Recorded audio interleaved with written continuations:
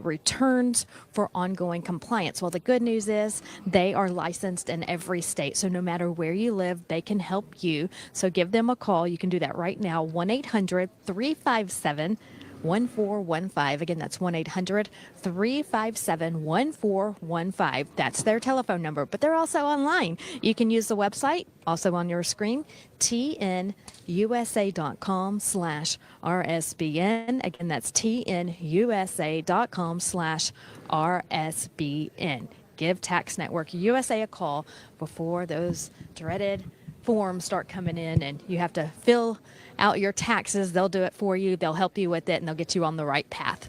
All right, we are in the watch party room. We'll have lots of interviews coming up throughout the night. Excited to be here. In the meantime, we are going to toss it over to Brian Glenn and Christina Bobb in the war room.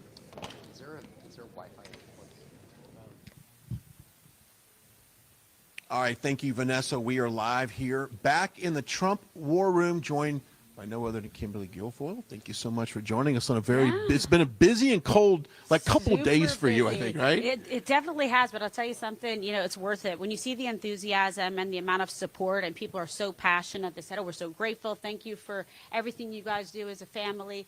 They want to take this country back, and they know there's only one way to do it, and that's with President Trump. I'm super excited by it tonight. Everyone's been asking me, what do I expect, how he's going to perform or what's the margin be? I go, I don't care. A win is a win. I'm not even interested in how much the percentage points are. I just want to get through this. Let's go to New Hampshire. Let's end this ridiculous primary stuff and let him start focusing on head-to-head going against Joe Biden and Kamala Harris, for the general election. And I feel really confident about it. I mean, a lot of enthusiasm, the events that we've been doing, people are fired up. They're really excited. And, Iowans are tough folks. They're no joke. They're going to come out.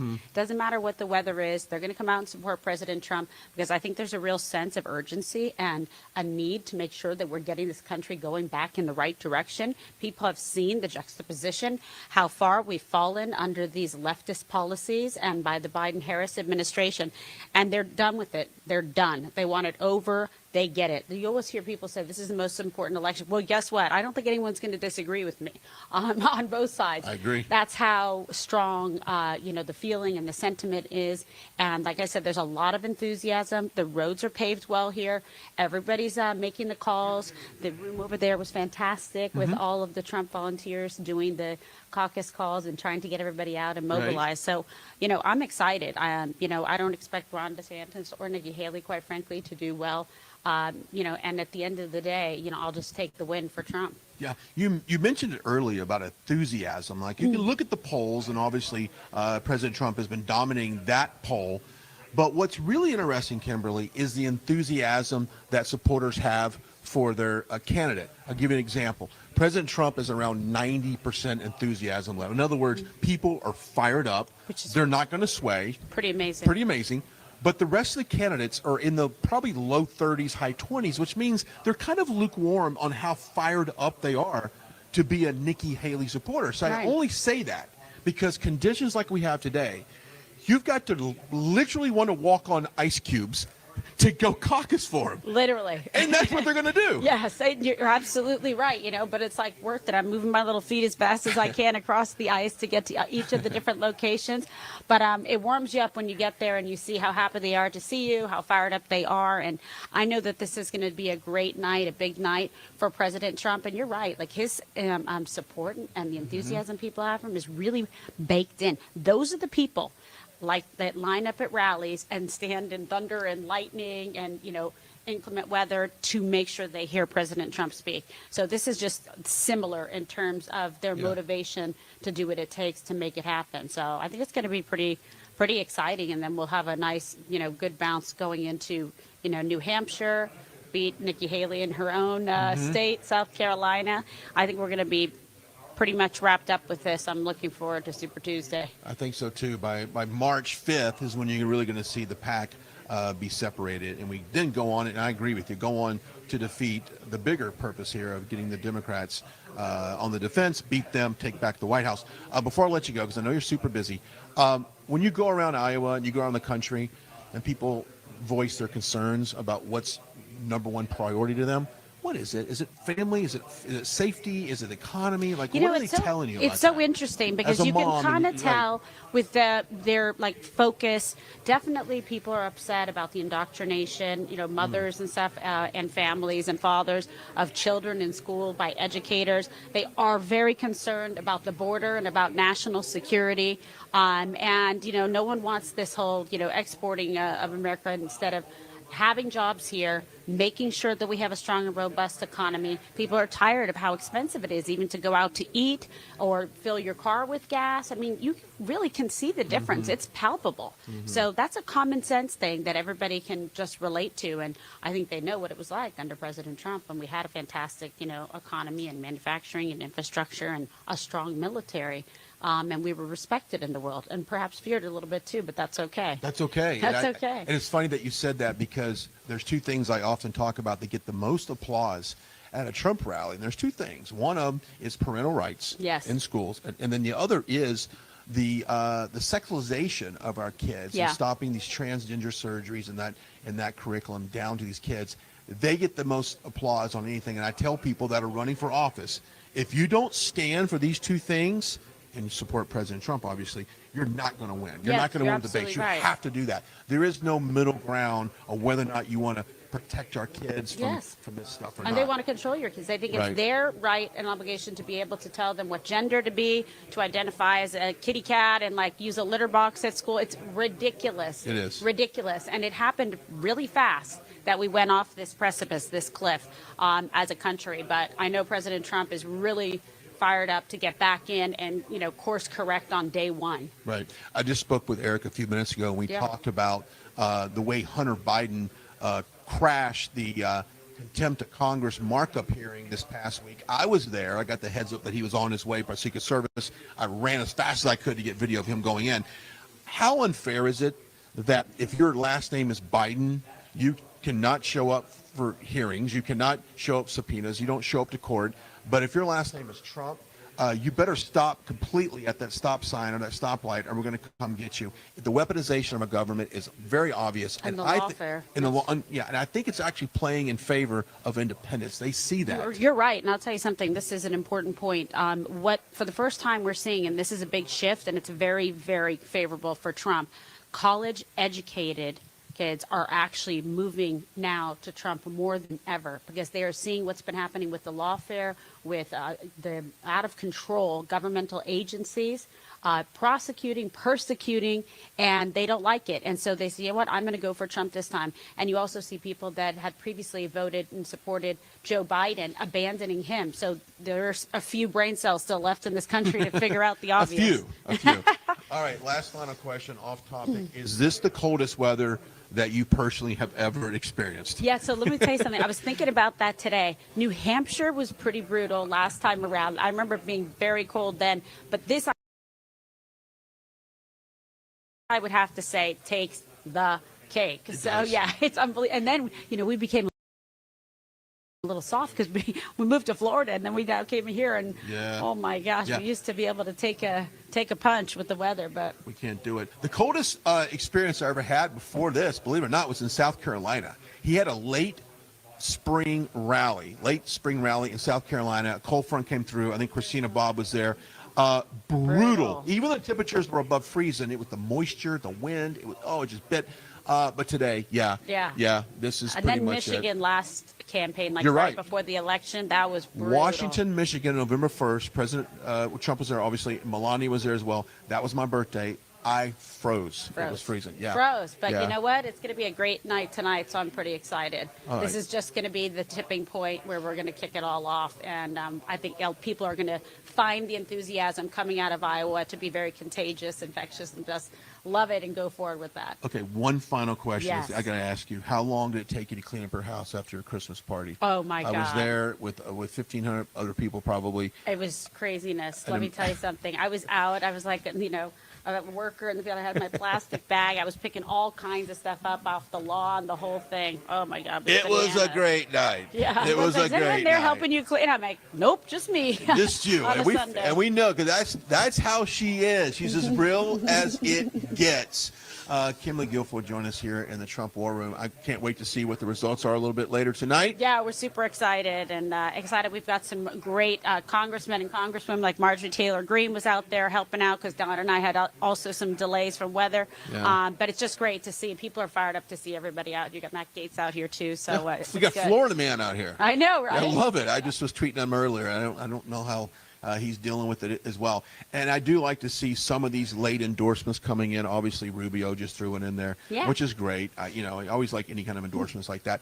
And if you're a Republican right now and you have not endorsed President Trump at this point, I don't understand what you're waiting for. What are you waiting for? Are you waiting for the results tonight? Because I can tell you what they're going to be already. And he's going to remember when you do it. So, sooner the better, okay? Get on it. All right. Well, we appreciate your time. As always, you look beautiful. I love the jacket. Yeah, let's show the jacket there, the 45, 47. 45 and 47. Mark my words. This is what's going to happen. Little Team Trump jacket. Let's go Iowa. Nice and warm. Let's go Iowa. Kimberly Guilfoyle joining us here in the Trump War Room.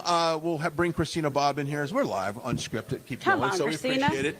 I warmed up the seat for you, sweetheart. You did it for me earlier. She did. All right, you guys be Great. good. I'm going out to Caucus, to more site. There you go. She's going to go Caucus some more site. But we certainly appreciate all of this. We want to remind you that you can go to our website, rsbnetwork.com, rsbnetwork.com, and sign up for our newsletter, which is a great way to stay in touch of everything that's been going on. Is Kimberly not the best? She's great. She's as real as it gets. She is great. She's beautiful as it gets. Oh, but that's but here's the thing. When I asked Kimberly if she cleaned up her house, I truly believe that she was out herself. Oh yeah, no, she does. That's what you get when you get with her. Yep. No, that's it. I think people would be very surprised about the Trump family in general, how normal they actually are, despite their wealth. They're actually, they clean up their own house after Christmas parties. Yeah, they're very authentic. It's as real as it gets. And I think it's interesting to talk about the enthusiasm level that President Trump has, because at the end of the day, it is getting the voters out to the caucus. And of course, when you get in the primary, to get out and vote. Because you can be fired up for a candidate, but if you're lukewarm about it, you're not going to leave your house? No, you're not going to leave your house. It's very cold. And that's one of the exciting things about the numbers that we're seeing come out. The enthusiasm for Donald Trump is so high. It's so much substantially higher. For those people who have said that they are going to caucus for Donald Trump, about 89-ish% have said they are very enthusiastic. They're very excited to endorse him. By contrast, Ron DeSantis is somewhere, I think, around 50 or 60% very enthusiastic of his own supporters. And then Nikki Haley, I want to say she's around 39% about. So based on that, as we had mentioned before, it seems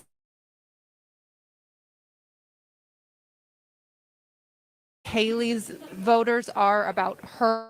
So Ron DeSantis, I think, has an edge to come in second. But either way, they're both going to lose. Yeah, when you look at Iowa as a state, we said this earlier in our midday show, the northwest portion of Iowa, and the county has, I've slipped my mind right now, but that county has historically picked the winner of the Iowa caucus. Now, if you go to the far east side of along the Mississippi River, traditionally that has been where your independent voters live. So if President Trump has picked up any additional support, I do think it's on the eastern part of the state along that Mississippi River, of all the reasons we just talked about. I think that's true. What will be interesting that we'll find out in a couple hours is, did the change in support translate to a change in party? Because in order to participate in the caucus, you have to be a member of the Republican Party. You can register. They do have same-day party registration. So if you want to be part of a caucus, you can register as a Republican today and still participate in the caucus, but you have to do that. And so I think there's a lot of people who are shifting their support to Donald Trump, particularly for Iowa. I'm curious if that equates to a change in party and they show up to the caucus. There you go. Real quickly, hopefully we can get Don Jr. over here in just a second. You may have to bolt over there and ask him, but also a great thing you can pick up right now is this Trumpinator. This bobblehead is incredible. It's one of the most fun things that we have here on this network, and you can get it. The information for that is on your screen. Limited edition.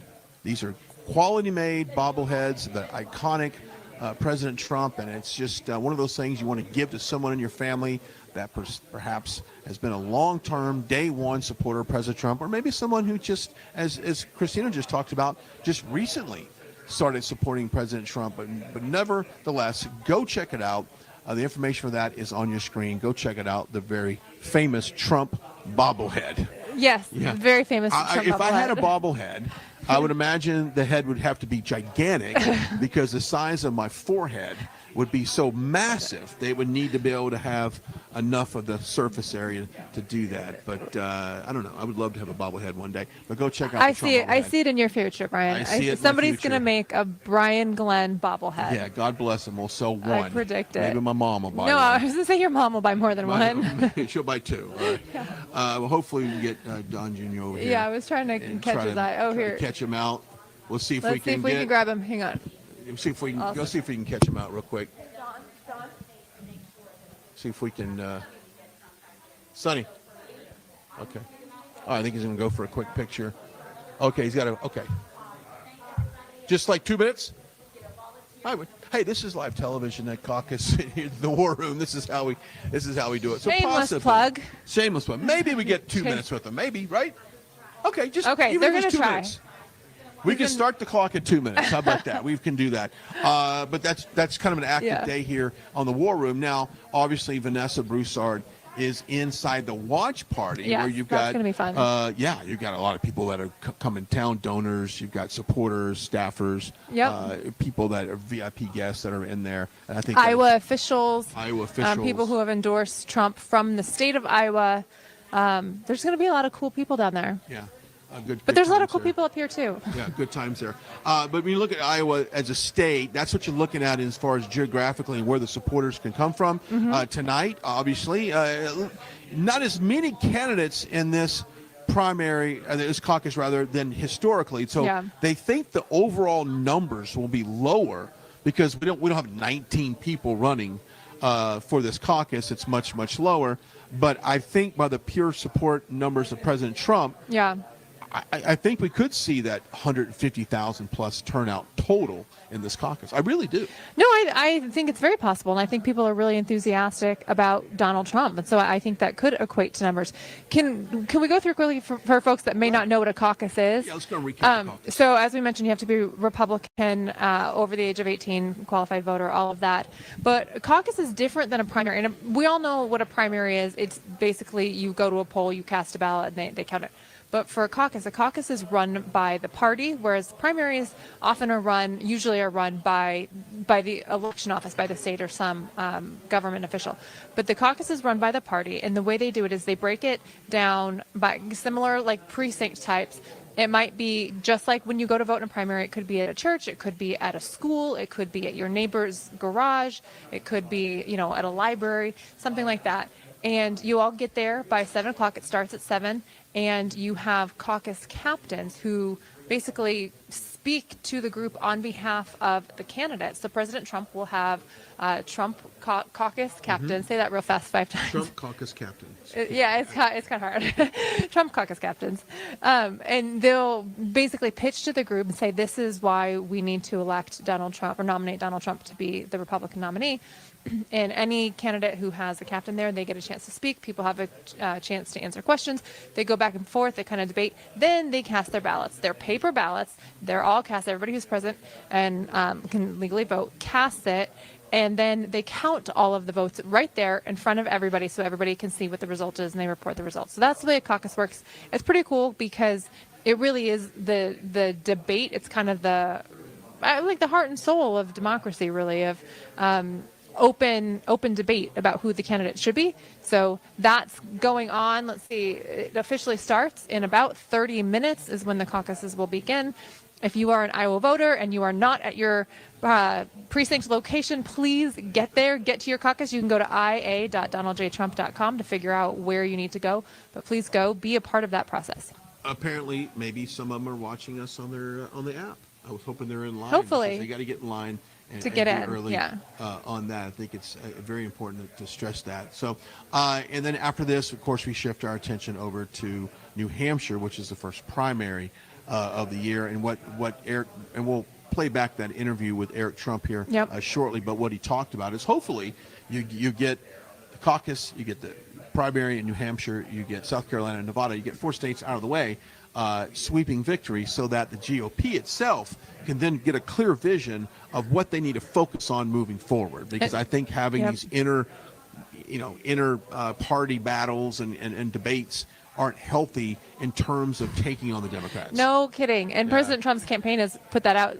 Why is the national party wasting time and money in all these debates and everything when everybody knows Donald Trump is candidate? Everybody needs to be rallying behind Donald Trump. And so it will be nice to have these primaries out of the way, basically have him cinch the nomination, and we can move on to the general election. I think that's the best thing for the party, it's the best thing for the president, and it's the best thing for America. Yeah, we're glad you're here. Also, as a reminder, don't forget to follow us on all of our social media platforms right now. Big night ahead of us. It could be a very historic night. I mean, it's already historic. I think it will. As the coldest caucus in history. But I think the turnout, I think what's at stake, I think all the reasonings that we just talked about of why people are showing up, I think it's going to reflect in the totals. Yeah. I heard some people in the hotel earlier talking, and they kind of thought that Vivek might have a very surprising night, and I thought that was really odd. Now, I was looking at who was saying this, and they looked like Team Vivek. they were about 18 years old. Oh, so okay. It's all younger kids, and, Well. which is fine. They might have been, whatever.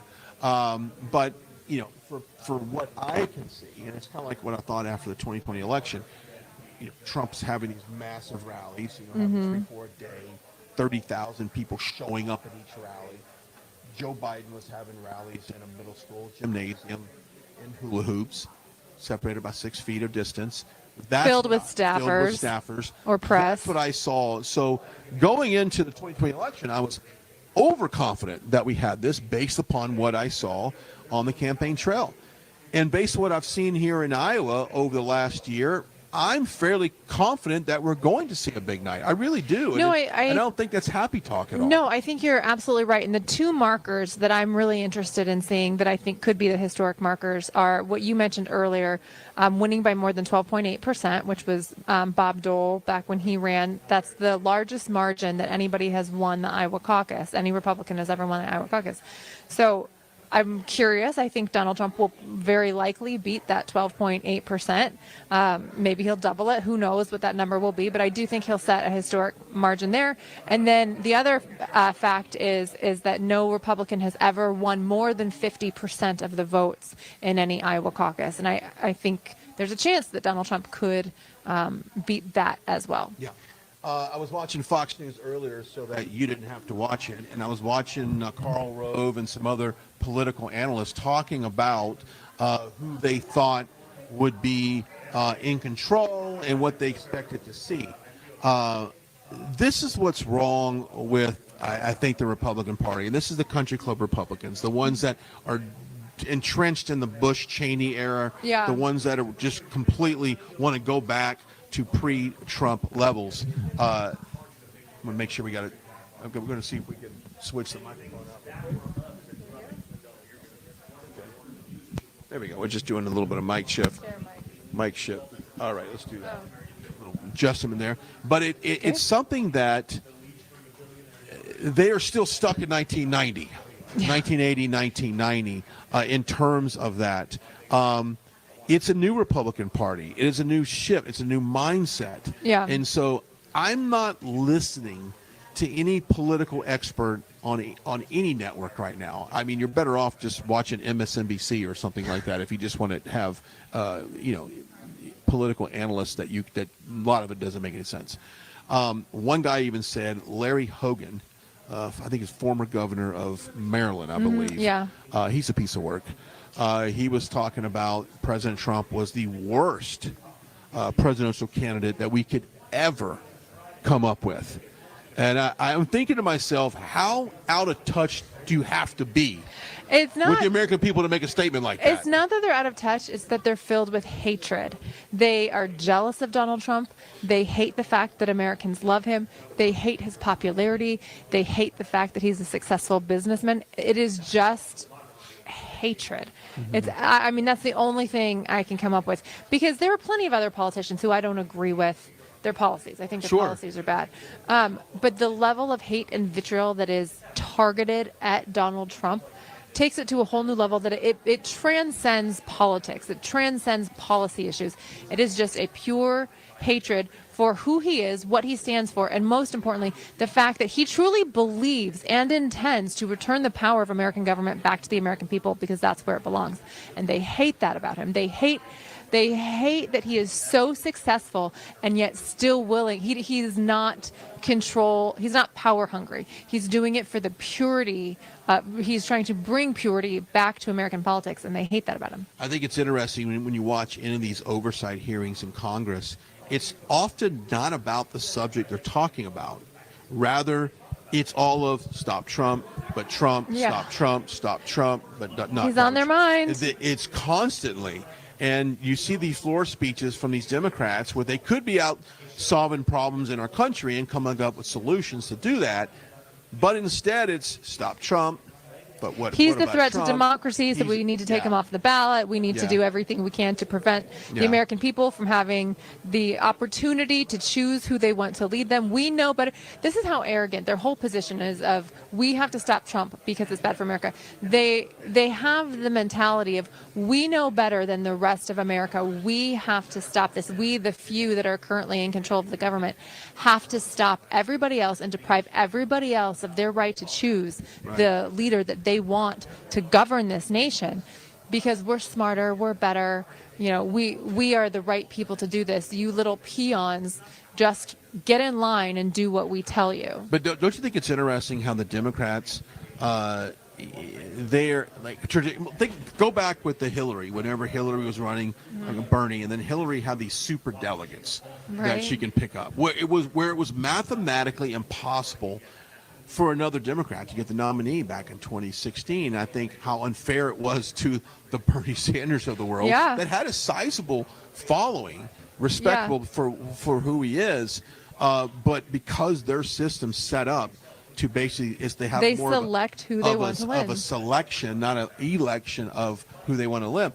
He didn't have a chance to win, and of course Hillary Clinton became the nominee and then got crushed in 2016. So it's insane how one party always says that, you know, the other is a threat to democracy, but yet the Democrats are always the ones that are pulling something, some type of shenanigan that is actually a threat to democracy. Because they can't win on policy. And especially right now, their policies are so bad. Americans don't like their policy. So they can't talk about their policies. They can't push policies. They can't win on policies. Looks like we might be able to get Don Jr. over here for just 2 minutes. I would love that. We're live on the air. So far, I've had your brother. I've had your beautiful Kimberly over here, and now it's time for you. And I want to talk fishing. I'm not hunting, as beautiful. to be honest with you. So would I. I honestly, just for a second. Yeah. By the way, if you're watching this right now, quit watching and go Caucus. Yeah, we're gonna go to hunting 101 and fishing 101 for the next couple minutes. So much more fun.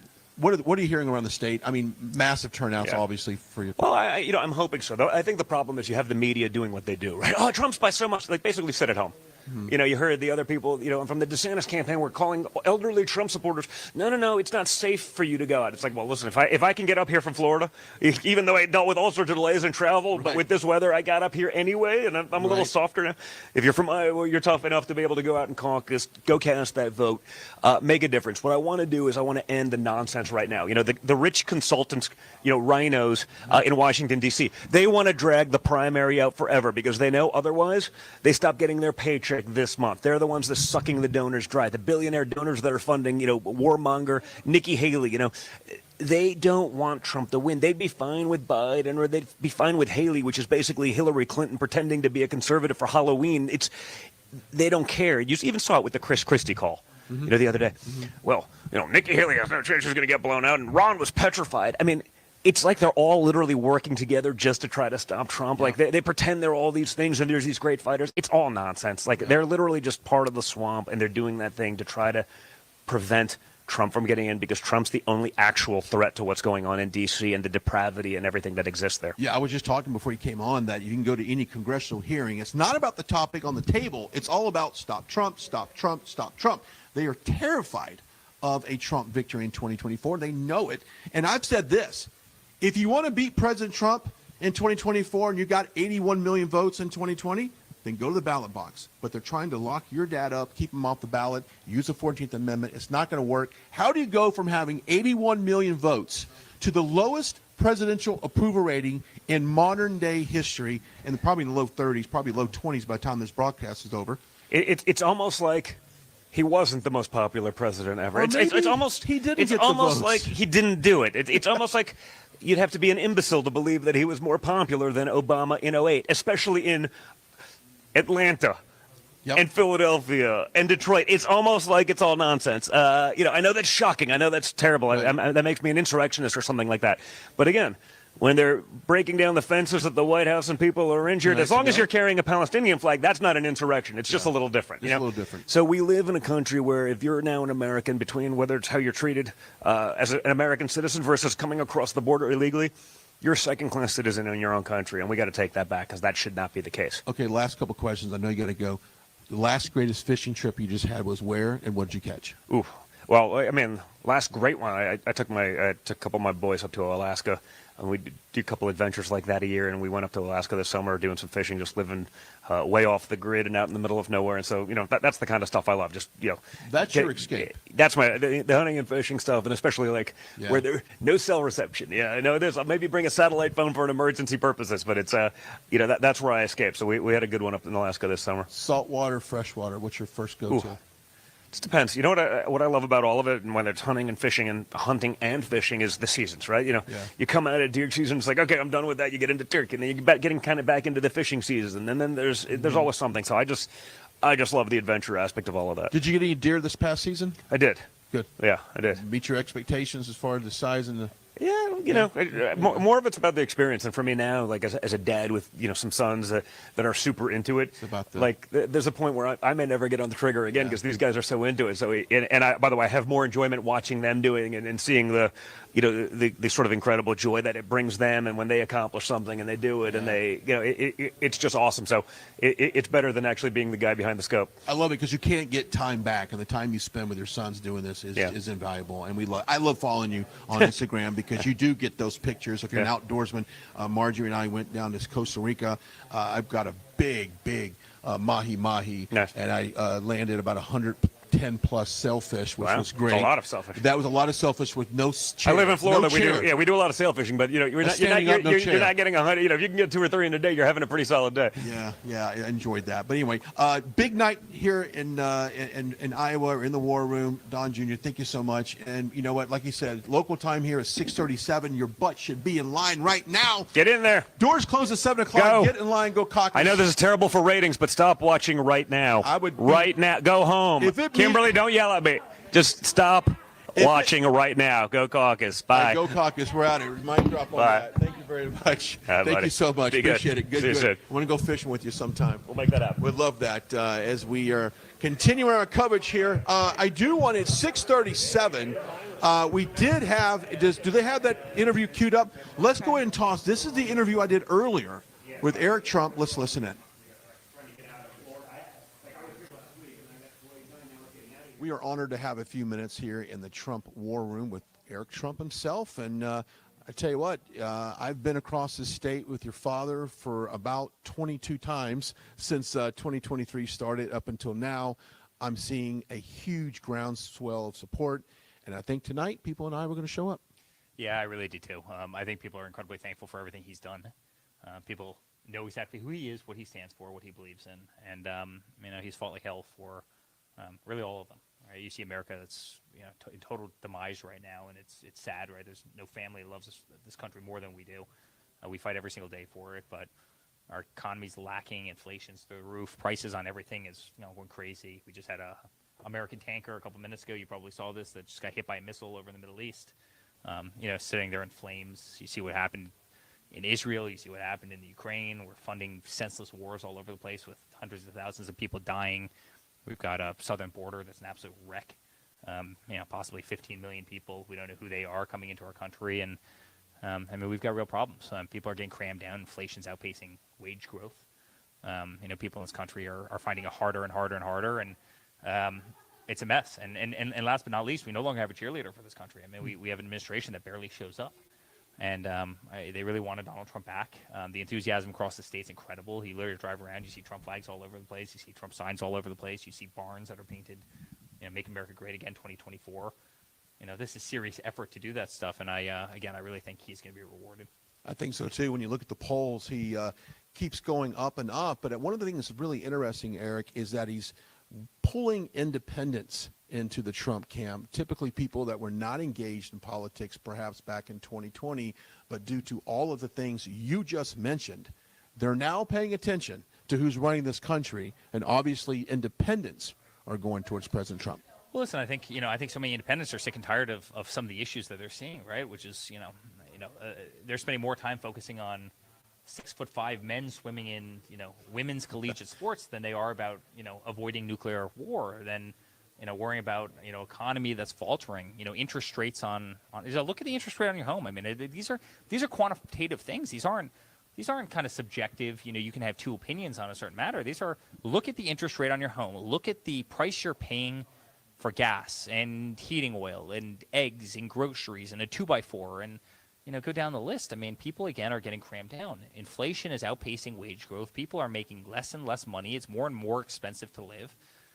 This isn't the America people, believed in. And, all the while, there's a total war against our Constitution, against our American flag, against our Pledge of Allegiance, against kind of the family structure in our nation. People just want to be left alone. People want to be able to go out and live the American dream. And it feels like that's fleeting so many people. Based on incompetent policies that were unnecessary. Yeah. You mentioned the American dream, and President Trump often talks about getting back to the American dream. And I think his plan that he's laid out does just that. You touched on a second, and one of the things that I was in the Rayburn Congressional Room this past week in there for the contempt of Congress hearings, a markup hearing that they're in regards to Hunter Biden. You probably know Hunter Biden decided he would just abruptly show up, unscheduled, unannounced, to this markup hearing, and then bail whenever Representative Green started to question him. No one has probably spent more time behind subpoena and questioning than you. I think the American people are seeing how unfair it is that the Trump family is being weaponized or being attacked by our own government, and of course the Biden name supersedes all of that. Yeah, and this is a family that if you ever take my laptop and go into it, you'd find beautiful pictures of my young 6-year-old and 4-year-old wrestling. Sure. Versus pictures of crack pipes and prostitution and all sorts of other kind of illicit things and shady deals all around the world, right? It is horrible. I think people do realize that there's two systems of justice in this country. If you're Hunter Biden, you get away with murder. If you're us, you get prosecuted to death. That's very, very sad. How many? If that was me or if that was Don, and we did that, and we were in contempt of Congress, they would have arrested us before we left. We would have left the steps of the Capitol. Of course they wouldn't, but they don't do a damn thing to this kid. If we were selling, finger painting to Republican strategists and activists for $500,000 a piece, we'd be in jail, right? And guess what? They don't do a damn thing about that. If we lied on a federal firearms form, a 4473, we would be in jail. They try and put us in jail for 1,000 times less, right? But he gets away with absolute murder. If my father's grandkids, reportedly, because you saw many of the stories, were getting checks from Romania or China, the SARS reports, whoever the hell it suggested all that. In complicated, crazy business structures. I ask the question all the time. I just asked this to NBC a second ago. What product were they selling? What we do? We have a website. We have hotels, we have golf courses, wine. Great wine. We've got office buildings, retail, Yeah, sure. other things. What product are they selling? Where's Hunter's website? How do you make $10 million and you literally have an entity that doesn't even have a? It's insane. Everybody knows the answer to these questions. I'm being rhetorical in saying Right. this, but the reality is they've gotten away with absolute murder. And if that was Don, if that was myself, if that was Tiffany, if that was anybody in our family, we'd be in jail already. And again, the American people understand the dual system of justice, and they're upset by it. But I think that's why some of these independents are going over. They see this. The American people are not dumb. Okay, I know you got to go because you're super busy here. I think tonight we're going to see a record broken. Not only will it be the coldest caucus in Iowa history, but we will see President Trump beat the 12-point margin of victory that was set back years ago. Your thoughts on that? I believe we will too. Now, I do believe that no matter how much my father wins it by, I think they'll say it's never enough, right? If he got 60%, you're going to have the liberal media come out and say he should have gotten 70. If he gets 40, they're going to come out and say he should have gotten 50. I mean, it's never enough. They want to keep that horse race going. It benefits them, and they can't stand him. But I think we're going to have a beautiful night. I'm very proud of him. He's been the greatest father in the world I could have ever imagined. The fight he's had and what they've tried to do to him is almost unthinkable. But he's incredibly brave. He's got more backbone than any person I've ever met, and I think he's single-handedly the greatest president this country has ever had. And I think that's ultimately going to propel him to the real victory, which, as important as tonight is, at the end of the day, today doesn't matter if we don't win on November 5th. And that's what we all have to keep in the back of our mind, and that's why I hope we have a decisive victory tonight, get everybody else to drop out of the race, and really start taking the fight to Joe Biden or whoever they decide to put in that spot. Yeah. We know the audience loves President Trump, and they love you and your family as well. Eric Trump joining us here in the War Room on a very busy night here in Iowa. We are honored. Good stuff there with Eric Trump back out here live in the Trump War Room. Vanessa Broussard is in the watch party, and as when people start to fill in there, which they will, we'll go to her for a little bit. Migrating from here down into the party. Everyone, yeah. Yeah. And plus just getting people in. It might take people a little bit more extra time to travel in because of the roads. Okay, so let's talk about Colorado. Let's talk about what is happening in Colorado. We've got these handful of states in the country right now, Maine being one of the latest ones, with his attempt to take him off the ballot. There's no one better on this topic than our very own Christina Bobb. And let's go over what is going on in Colorado and maybe the status in some other states. Sure. So the Colorado case was, the decision was rendered by the Colorado Supreme Court to remove Donald Trump from the ballot. However, for the primary, for the purpose of the primary, he is still on the ballot. That decision has been stayed pending the Supreme Court's decision. So Donald Trump will be on the ballot. That decision at the Supreme Court will put to bed all of these other states, the Maine state, the Maine Secretary of State who did this. And we've already seen several other states. I think Arizona, New Mexico recently came out. Michigan was one of the earlier states, New Hampshire, Minnesota. There's a number of states who have all ruled in favor of keeping Donald Trump on the ballot. The only court to say, and this has been litigated, I want to say 25 times and is in the process in many other states. So almost half the states are litigating this issue. The only court out of all of those cases to say that he's ineligible to be on the ballot is this Colorado Supreme Court. All of the other states that have rendered rulings have all been in favor of Donald Trump. So once the Supreme Court comes out with this ruling, they've already agreed to accept it. The parties are preparing their briefs. They'll file their briefs. I imagine they'll have oral argument. And then we'll get a ruling from the Supreme Court. I expect it to be very, very decisive in favor of Donald Trump being on the ballot. I don't think for a second, this isn't going to be a 5-4 decision. It's not going to be a 6-3 decision. I would not be surprised if this was a unanimous decision because the law is so clear. That's why you're seeing all of these other states, which have a reputation of leaning left, particularly in their courts. All of these other states are ruling in favor of keeping Donald Trump on the ballot. So for those of you that are concerned whether he's going to be on the ballot or not, don't worry about it at all. Once this case comes down, it will put the issue to bed, and I suspect that will be the end of it. And what's really interesting that you said that, a lot of people would say, well, I would vote for President Trump again if I only knew that these court cases are going to go away and he will ultimately be the nominee. So if you're telling me don't worry about these court setbacks, that he's going to make through them, then if you had any any hesitation to cast that ballot for Trump in November, you need to put those aside. Well, that's why they're doing it, right? Is because they can't beat him. They can't beat him on the issues. We've already talked about that. They can't beat him on the campaign trail. Nobody can campaign better than Donald Trump.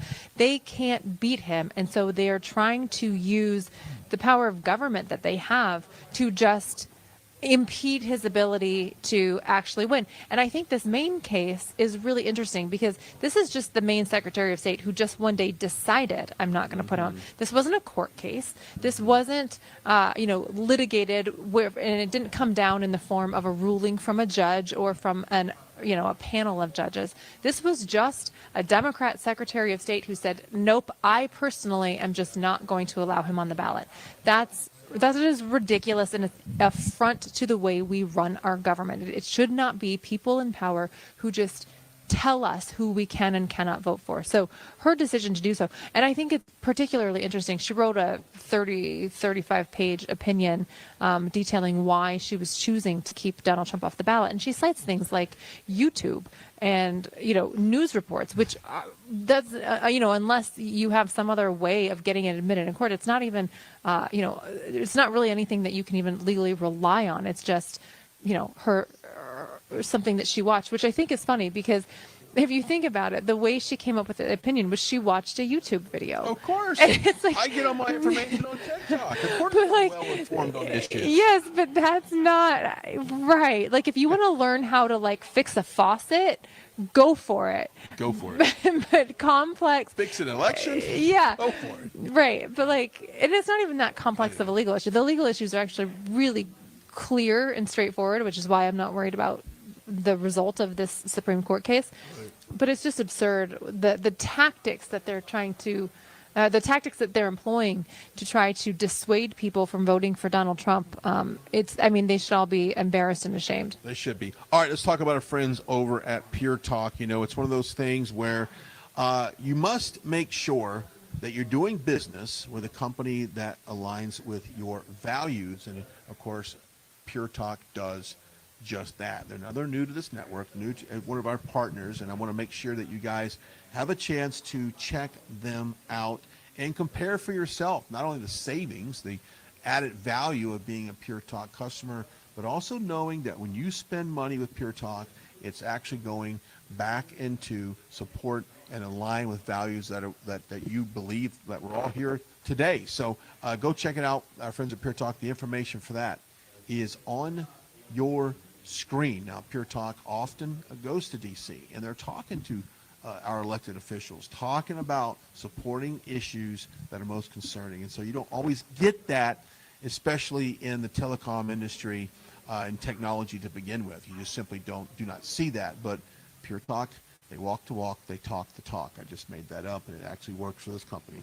But it's due. So Pure Talk, there you go. Information for that is on your screen. I highly recommend you give these guys a call and let them know that you heard it on Right Side RSPN when you give them a call. But it is important that when you look at what's going on with DEI and all of that. And I've got a friend that works in the financial markets, and he is often telling me, you have no idea how bad it is in the financial markets and in investment firms, because they pressure companies and some of their portfolios to people to buy and add stocks in the mutual funds of companies that have a good kind of a social credit score. They have a great score when it comes to being green or having diversity in their company. Well, I think it's really fitting on Martin Luther King Day here that he would probably roll over if he knew that we no longer hire people on the content of their character, but rather we hire people purely on the color of their skin. We have done a 180 from what we used to do. We're going to do another mic check again. What we used to do. And it's one of those things where, how did we get here?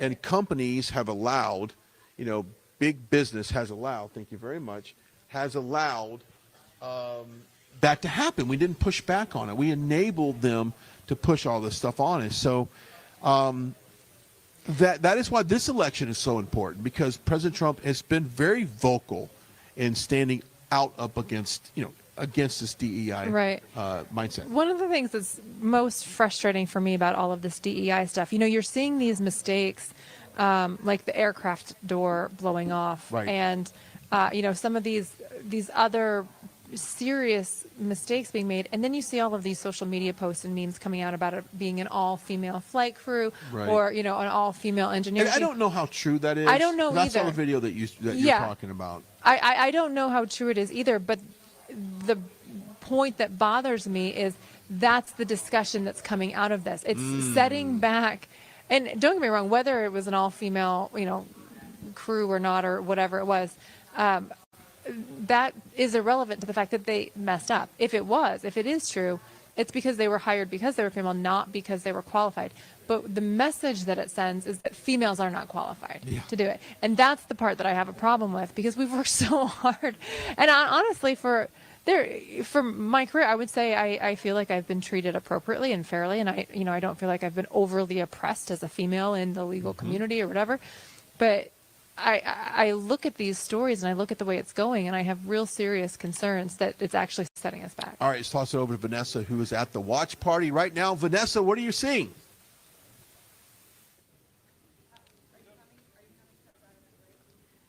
Hi, it's pretty quiet right here in the room where the watch party will be held. You can see the stage behind me where President Trump will take that stage after the results come in during the Iowa caucus. No one is here yet because they are at these caucus locations stumping for votes. The president also on the ground here, undisclosed location. Didn't want that announced beforehand, but he is with the voters here in Des Moines. And so I was talking to some of his team members just earlier, and they said that they're expecting a good crowd here tonight once everyone gets finished with their caucus location around the 8 o'clock hour here Central Time, and then they'll make their way here to this arena. Well, they're going to fill this room for the watch party.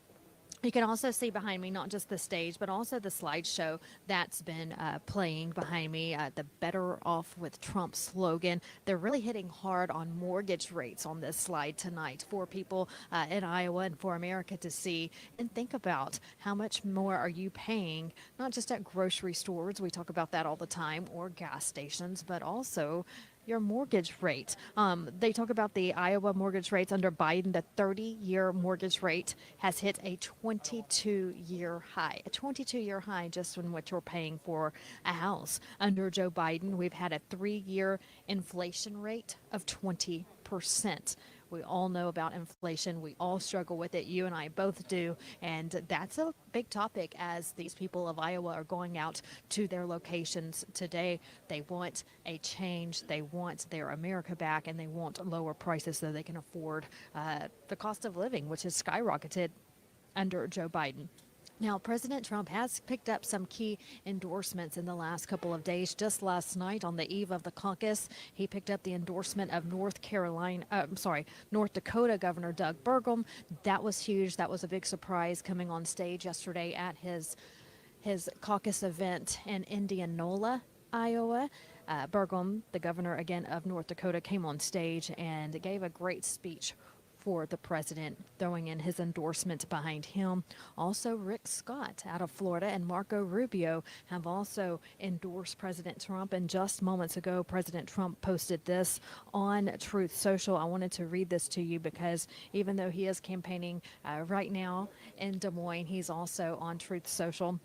And this is what he says about those endorsements. Quote, "Thank you to Senators Marco Rubio and Rick Scott of Florida for the great endorsements. Nice when both highly respected Republican Florida senators endorse Trump over the missing from Florida Republican Governor Ron DeSanctimonious." That is his nickname for Ron DeSantis.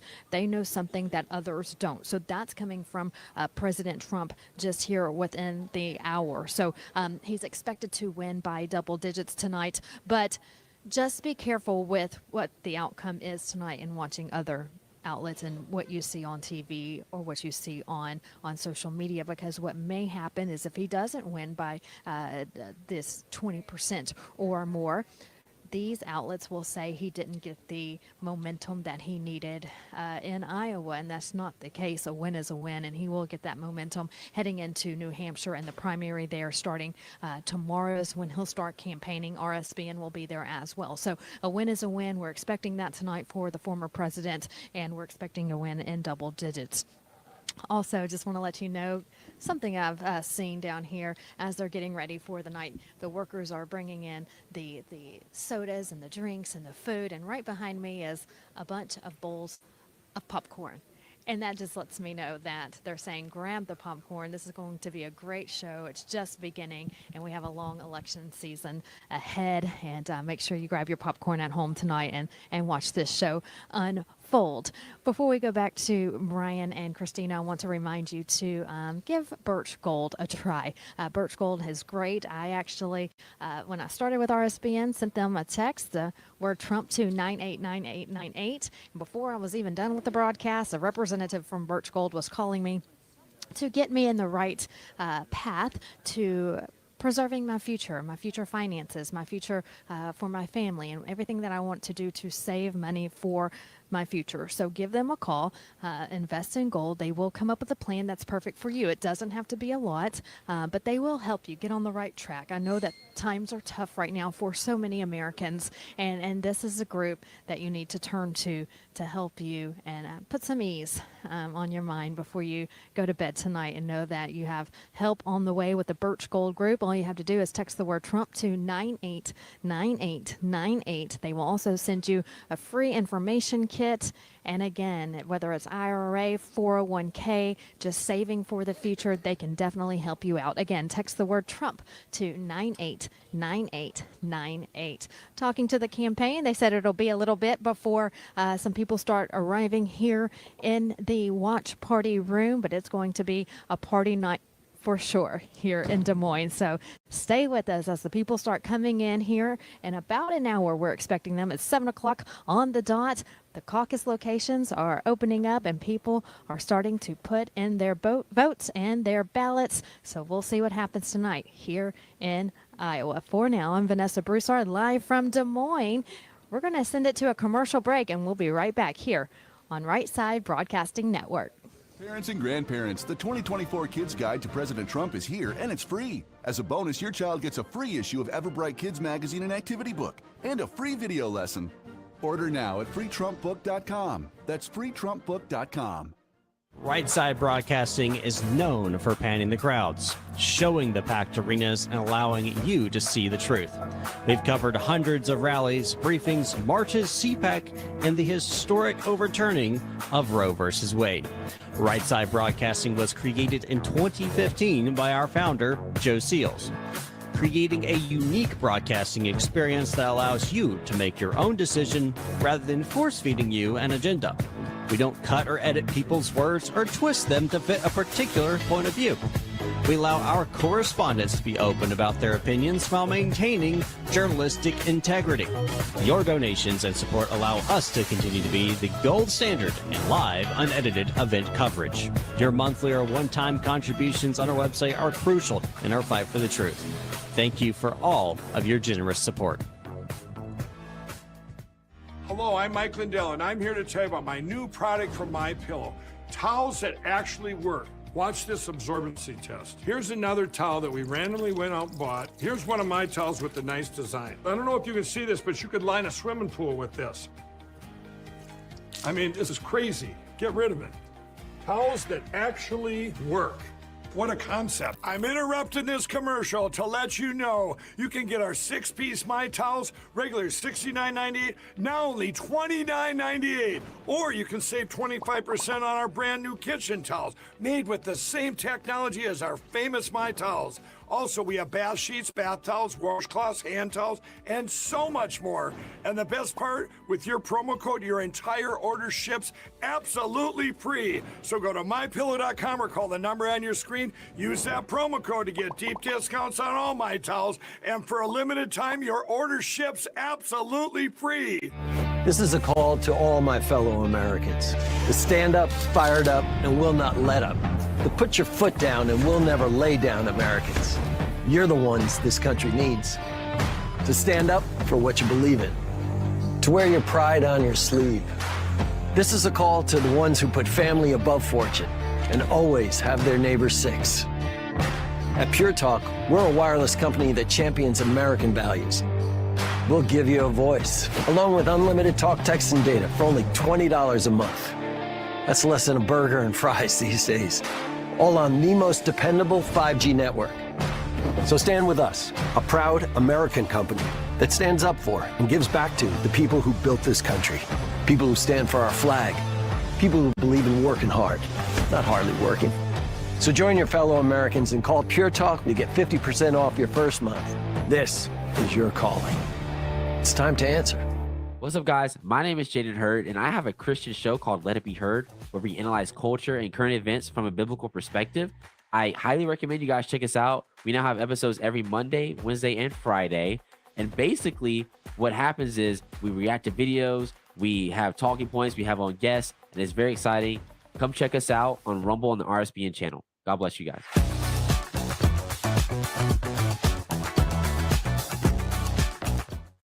All right, good evening. We're back out here live in the Trump War Room. Christina, Bob, Brian, Glenn reporting for you. We've got Vanessa Broussard down on the watch party floor. And as she said earlier, everyone's out caucusing right now. That's why it's not full of people. So if everyone is working, and of course the caucus has been going on for about 4 minutes now. We learned earlier, about 3 minutes ago, that the early leader in this caucus was President Trump, and that was on the presumptive votes, entry votes of people going into the caucus. They were asked as they went in, who do you plan on voting for? And overwhelming at this point, it was President Trump. It was President Trump, and I just think it's funny because I overheard the news report that was playing on that. And they said, but you never know, they might switch their vote. Yeah. Which is true. You can always change your mind, but I have a feeling Trump voters are not changing their minds No, tonight. Trump voters are not changing their mind. They're there because they want to vote for Donald Trump. So the guy basically drove to the caucus, put on his jacket, put on his gloves, put on his hat to go vote for Trump, but he might just change his mind. Right, I'm sure. Hope springs eternal in the leftist media. Yeah, they're very optimistic, aren't they? But we're glad you're joining us. And we had a midday show today. If you missed it, I encourage you to go back and watch that on Rumble. Or any one of our streaming platforms, a great way to do that. We've been talking about what a caucus is, who they caucus, what does it mean in the grand scheme of things, historically what has happened. But you can look at the history of the Iowa caucus, and quite honestly, you can just rip up the history books and throw it away, because the caucus with President Trump is an entirely different caucus than what we're used to, and the margin of victory being 18 points. Quite honestly, we might see that broken tonight. I expect to see it broken. I think he will he will win by more than 12.8 points. I think he will have a much stronger victory than that. That said, it doesn't mean the media is not going to attack him and say he should have won by a greater margin. Or, we've been talking about this new record that could be set. No Republican has ever earned more than 50% of the votes at the caucus. It's all been divided by a number of candidates, and they're already starting to plant the seeds of, well, if Donald Trump doesn't win 50% of the votes tonight, it means people really aren't supporting him, or people are voting for other candidates besides Donald Trump. We've heard some of that commentary already from some of the leftist media. Mm-hmm. The reality is, no candidate has ever won more than 50% of the vote in Iowa. So if Donald Trump comes in at 49%, he's within normal. It's normal. However, as you mentioned, this is not a normal election cycle. It's not. And so I think he's going to set new standards. Personally, I do think he will beat the 50% mark, but if he doesn't, he will still be the decisive victor in this, and he's still on par with everything. Basically, if they want to come out and say, oh, but he didn't hit the 50% mark, they're basically saying, oh, he hasn't set a new world record. Yeah, he hasn't shattered the new world record yet. Right. We heard Don Jr. talk about that when he first came on, about that. Like, there's never happy. They're never going to be satisfied. They're never going to admit that Trump has the lead in all this stuff. And of course, their attempt to take him out is not at the ballot box. And I've often said, if you want to beat President Trump, go to the ballot box and beat him. But you don't have the votes because you don't have the policy and you don't have the support. And it's what's interesting. And I was listening into a news report to kind of get this stuff before we came on, and they said that this is really funny, that we're election deniers, that we feel like the 2020 election was stolen. Of course, John King said quickly, it wasn't. It's like, And you just have to take my word for it. just take my word for it. It wasn't stolen. That's how they drive the narrative. Right. But you know what? That's what I expect from them. Yeah. That's what I expect from them. Don't question the elections unless you're Stacey Abrams, and you can question all the elections you want. You still think she won the governor race in Georgia. It is going to be, look, if you've been following elections for a while, a lot of people just within the last 5 years have been politically minded. Think about that. I mean, you kind of woke up, right? This election in November could be will be historic in a couple numbers. Of course. But imagine if Trump sweeps it like I predict he will.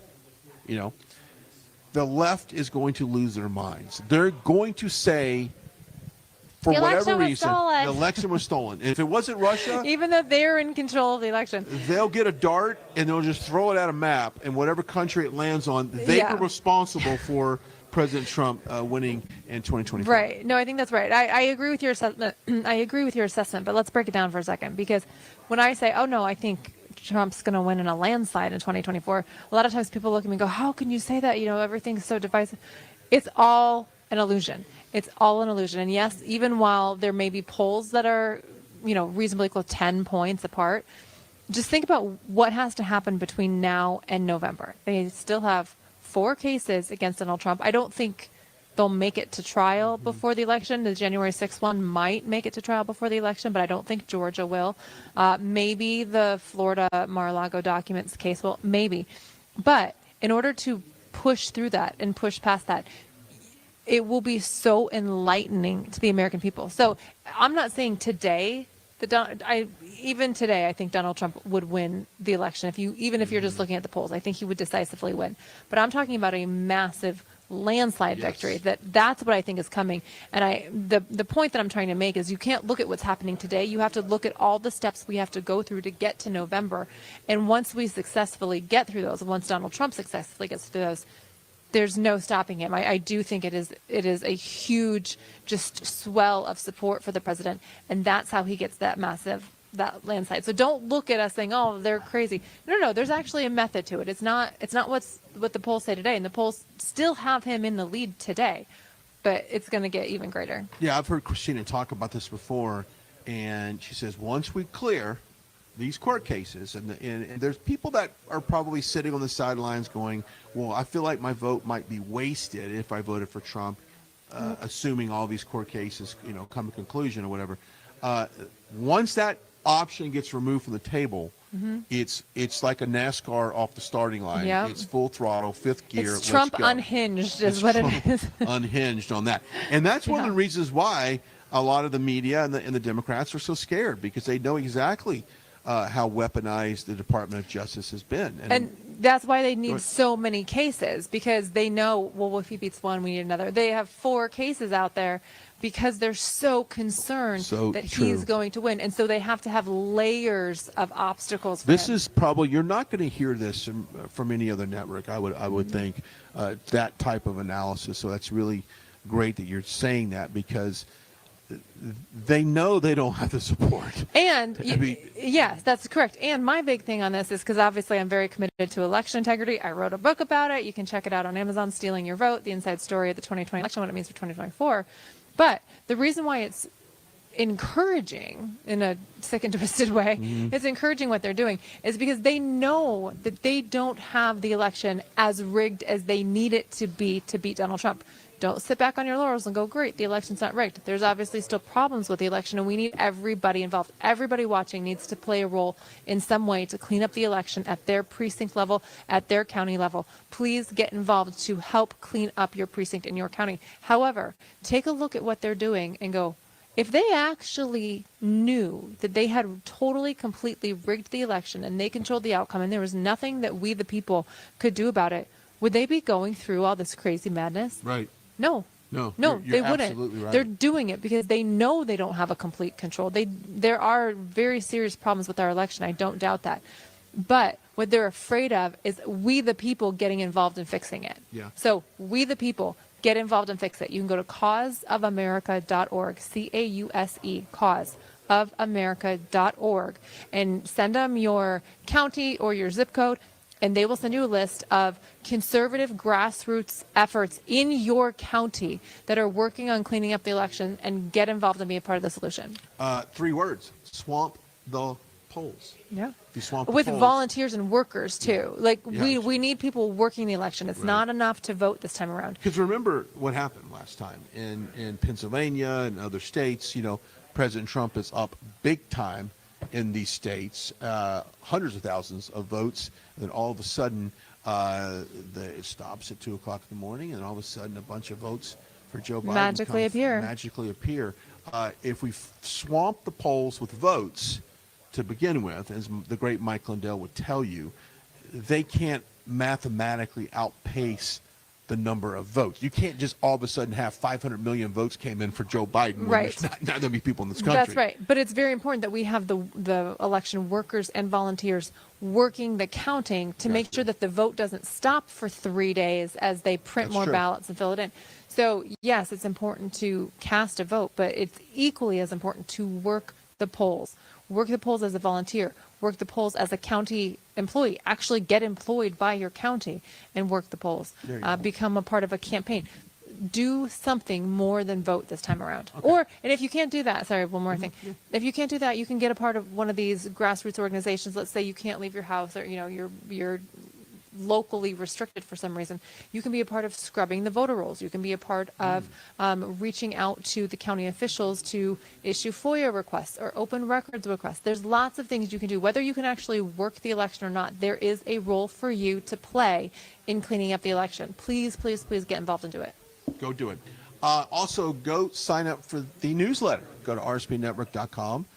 Click on the newsletter. You can subscribe. It's absolutely free. We're not going to charge you or anything like that.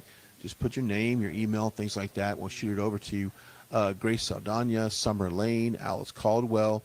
They are consistently getting reposted by the president on their articles, and they're even getting letters, signed letters in the mail from the president. He's great about that, isn't he? He's one of the best. Cool. It's so cool that he does that. He'll print out your article and sign it, and it's just really neat that he does that. That's what he does, and we're so happy that he follows Right Side, and we're so blessed to have our editor-in-chief, Grace Saldana, on there as well. So go subscribe to our newsletter. It's, like I said, it's absolutely free. And plus, there's exclusive offers on the newsletter. So things with shopping and products that you can't get anywhere else on our site. So we kind of want to get you the information, and we want to give you some savings as well. So go sign up for our newsletter today. Good thing.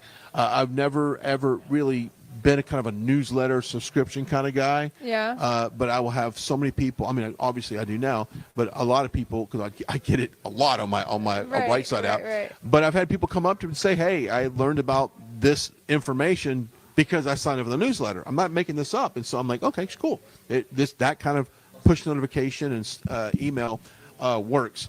So much going on right now. If we look at the time, it's 7:16 here local time in Iowa. So caucus has been going on for 16 minutes. I was told by someone that has caucused for a while in the state that historically, maybe perhaps we might be able to have some results by 8 o'clock. Now, I don't know how realistic that would be. That'd be 45 minutes from now. Perhaps if it's a decisive lead for President Trump, and it looks like he's got it wrapped up, maybe they'll put that in the bag. We'll get some totals quickly, and we'll perhaps hear from him. I think we will hear from President Trump tonight at the victory party, where Vanessa Broussard is down there for that. But we've been talking about all of the issues. One of them, obviously, when Eric Trump was here, about the weaponization of the DOJ. You've been talking about the court cases, obviously, on that. And it seems like almost every single week there's some type of development or some type of, discovery found in these cases. That's their plan to do that. But it's not working. And I remember being with President Trump up in New York for that court case, for that court hearing in New York City. And then, of course, he flew down to West Palm that same day to basically announce that he was going to run, or to have a press conference, rather, down there in Mar-a-Lago. And it just seems like every time they do a lawsuit, approval ratings go up, polling goes up, donations go up. Well, it helps people understand the craziness of what's happening. You know, you get indicted once and people go, some people go, oh, I don't like that. That's not good. You know, we shouldn't be indicting our political opponents. But a lot of people might not be paying attention, and a lot of them might think, well, if he did something wrong, he deserves to be indicted. You know, you hear that argument.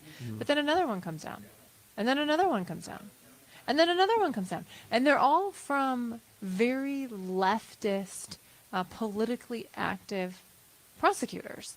So then you have to go, hang on a second. Are they using the power of government to target their political opponents, meaning they're using the power of government to solidify their own power and their own authority? That's not okay. And the more they do this, and the more they try it, people are starting to recognize that they are abusing government office. They are abusing the role. Happening in Georgia, this development that we've now learned that Fani Willis hired her boyfriend to be the prosecutor of Donald Trump, a historic case, to be the prosecutor, and he had little to no experience in prosecuting offenses of this nature, and yet she has paid him, I think it was like $654,000, something around there is what the number's reporting, and then he uses that money to take her on lavish vacations, and so she is benefiting from what this is called is prosecution for profit, meaning they're prosecuting someone in order to pay someone else, and then they get benefits from that. It's prosecution for profit, and it is a fraud on the court. Yeah, and it allegedly, the description for her job title says that she must, and you know this more than anybody, she must make impartial decisions, can't be politically motivated, things like that. Which, by the way, apparently, the prosecutor there, the boyfriend, the alleged boyfriend, submitted an invoice, a work invoice, and you know, you're an attorney, that you know a lot about this, that he worked 24 hours in one day. He was billed 24 hours of his service. Double billing. He's a hard worker. He is a really hard worker. And how many hours did he bill the next day? I don't know. Probably another 24. I don't know. But I mean, it's stuff. That's unethical. It's fuzzy numbers like this that kind of make you go, something may not be right with this case. Definitely. And I'm so glad that this is out. I'm so glad that media outlets are talking about it. Even CNN and MSNBC, I saw supers that were saying doubt now is shining down on this case and this prosecutor. So yeah, so there's starting to be a little bit of speculation that what's going on right now is wrong and it's not real and true. So hopefully that comes out a little bit more in the investigations. One of the most interesting aspects of this revelation is we know it came from one of Donald Trump's co-defendants in the case, Mike Roman. Mike Roman is one of the 19 people charged in Georgia by Fani Willis. And it was his attorney, it was in their pleadings that this all kind of came to light. And you have what appear to be really, at the very least, unethical, possibly criminal actions to the tune of $650,000 paid to the prosecutor's boyfriend. You know, this really kind of sick and twisted scheme on the part of the prosecutor. The thing that I find really interesting about this is Mike Roman, the defendant whose attorney submitted this, what she has charged him with, and I know we talked about this before, she has charged him as a co-conspirator in the RICO case in Fulton County because he shared a phone number. A phone number. That's the only action he took. Somebody asked him, said, hey, I'm trying to get in touch with so-and-so. Do you have their number? And he said, sure, and gave him the phone number. And suddenly that makes him a co-conspirator of someone who's supposedly trying to overthrow the United States government. That's how ridiculous the charge is. And it was his attorneys that said, okay, she's charging him, with sharing a phone number. Look at what she's doing. So when you compare the actions to the people she's charging with the crimes versus what she herself is doing, it's a very, very bad picture for Georgia, really. And where the heck is Christopher Carr, the Attorney General, the Republican Attorney General, who is supposed to be overseeing the prosecutors in the state of Georgia to make sure that they're all following the law and that they're all not abusing their authority? Where is he on this? And why has he not come forward and said, we need to investigate Fani Willis and make sure that she's not abusing the office for which she was elected? The silence exactly. Governor Kemp the silence is deafening. Yeah, the silence does speak a lot, actually. It speaks a lot. It speaks a lot. And then, if you go back and you look at all of the impeachments that we've had on President Trump, you had the 51 intelligent agents put their name on paper and said, look, that laptop was Russian misinformation. That laptop does not exist. And of course, that was right before the 2020 election. So if they would have verified that that laptop was real and some of the information that they extracted off that laptop was actually fact, and that it shows a lot of the corruption and it shows obviously a lot of subjective things from Hunter Biden, would that have altered the outcome, or perhaps made people stay at home and not vote for Joe Biden? We can all speculate that would have worked, but we've been told to believe every single thing these intelligent agencies are telling us, and that's right. And don't question them, Christina. That's right. And the thing that's so egregious about what they did is they had zero information upon which to base that assumption. The laptop was genuine. Everyone now knows that the laptop was genuine, which means when they say, oh, this has all the hallmarks of Russian disinformation, based on what? Mm-hmm. They were doing it for political reasons. It came out in October of 2020. You don't think that was a really pivotal time to try to sway voters? Right. And so they covered for Hunter Biden, and they knowingly deceived the American people. These are current and former government intelligence officials who were intentionally American disinformation spread to the American public to try to sway the outcome of the election. Yeah, it's egregious. It is egregious. And of course, the perfect phone call with Zelensky, which President Trump calls it was a perfect phone call. And here's a transcript. Read it for yourself. Very few people read that transcript because the media pretty much didn't want to put it out because it would basically... It was perfect. It was perfect. So instead they just said, well, it was a very compromising phone call, and he called for some unethical things, which we all know he did not do. Correct. And I find it so interesting that Zelensky was the first attempt at impeaching Donald Trump. Of course, the House did impeach him, but he didn't get convicted. But isn't it interesting that now that Donald Trump is out of office and Joe Biden's in office, Zelensky's getting a lot of money. Ukraine is getting a lot of money for our government. And yeah, they can say, oh, it's for the war, it's for the war. Okay, but you have no oversight and you have no way to determine where it's going. You're just sending it to where Zelensky is in control of. Are we wrong to question whether he's somehow getting kickbacks for his role? Yeah. With Donald Trump. After we toss to Vanessa, we come back. I want to talk about the money to Ukraine, how unpopular it is, because you've got Mike Johnson, Speaker of the House. Seems like that he's more committed than ever to keep sending money to Ukraine. What a disappointment! Forget about a border package. We're playing in the Democrats' hands. They're saying we'll give you a border package. It's a watered-down border package, but you got to continue to give money to Ukraine. I want to talk about that. I want to talk about how I think we are very close to perhaps vacating the chair on Speaker Johnson. I'll explain a little bit more when we come back. But I'll toss it over to Vanessa, who was there. Hey, we gotta talk about this, Black Son. Pause it real quick. Mute it out real fast. Yes, it's very early in the night. The caucus started at 7 p.m. and they're expecting results to last until about 8:30 at least, until they get all of these. You listening to live we coverage are of the seeing arena. some first numbers come in. I will call. And this is less The Arena than Uncensored 1% MD20 channel. Estimated reporting. If So you dare, Black, there are pause numbers it real coming quick in, mute it but out. Just keep in mind, this is less than 1% of the votes being counted. Right now, looking at those percentages, 74.6% for Donald Trump.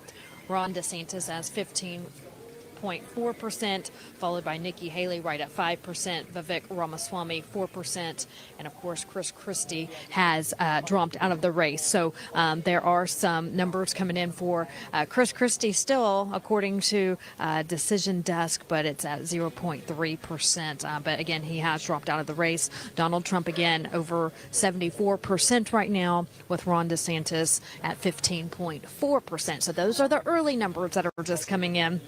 And we have a long way to go for the night. So stick with RSBN. We're going to continue to monitor these numbers and these results. I keep hitting the refresh button on my phone, and I will update you as more numbers come in. But we are in the watch party area of the arena tonight, and this is where people will come after they leave their designated area where they're participating in the caucus, and so once they're done there, they'll make their way. So we're expecting that to be around 8 or 8:30 for people to start arriving. Yeah, Black Son, I wanted you to come up real quick, man, so we can discuss what was just said. Oh, okay, yeah. I thought you wanted me to be muted. Yeah, what she saying? What she saying? Hey, man, hey, that was an important point that she made, and I didn't never even think about that. Remember, this ain't Fulton County versus Donald Trump and all the other co-defendants. This is the state of Georgia. This is a state case. Right. So that means another county can pick it up. Well, not only that, but where is Christopher Carr, the state attorney general, in all of this in regards to the scandal? So is he allowed to step in, or is he allowed to just? You got a good point. Technically, remember the attorney general of the state is basically the top attorney.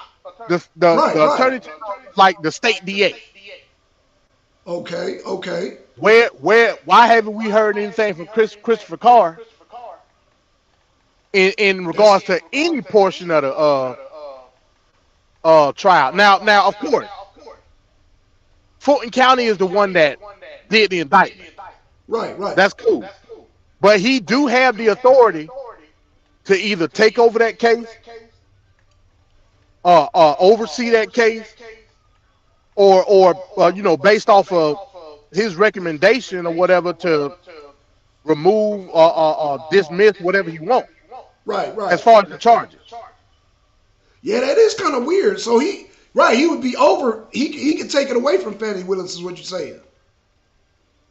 I'm not that versed to know. I know he won't do that, but I'm okay. Go ahead.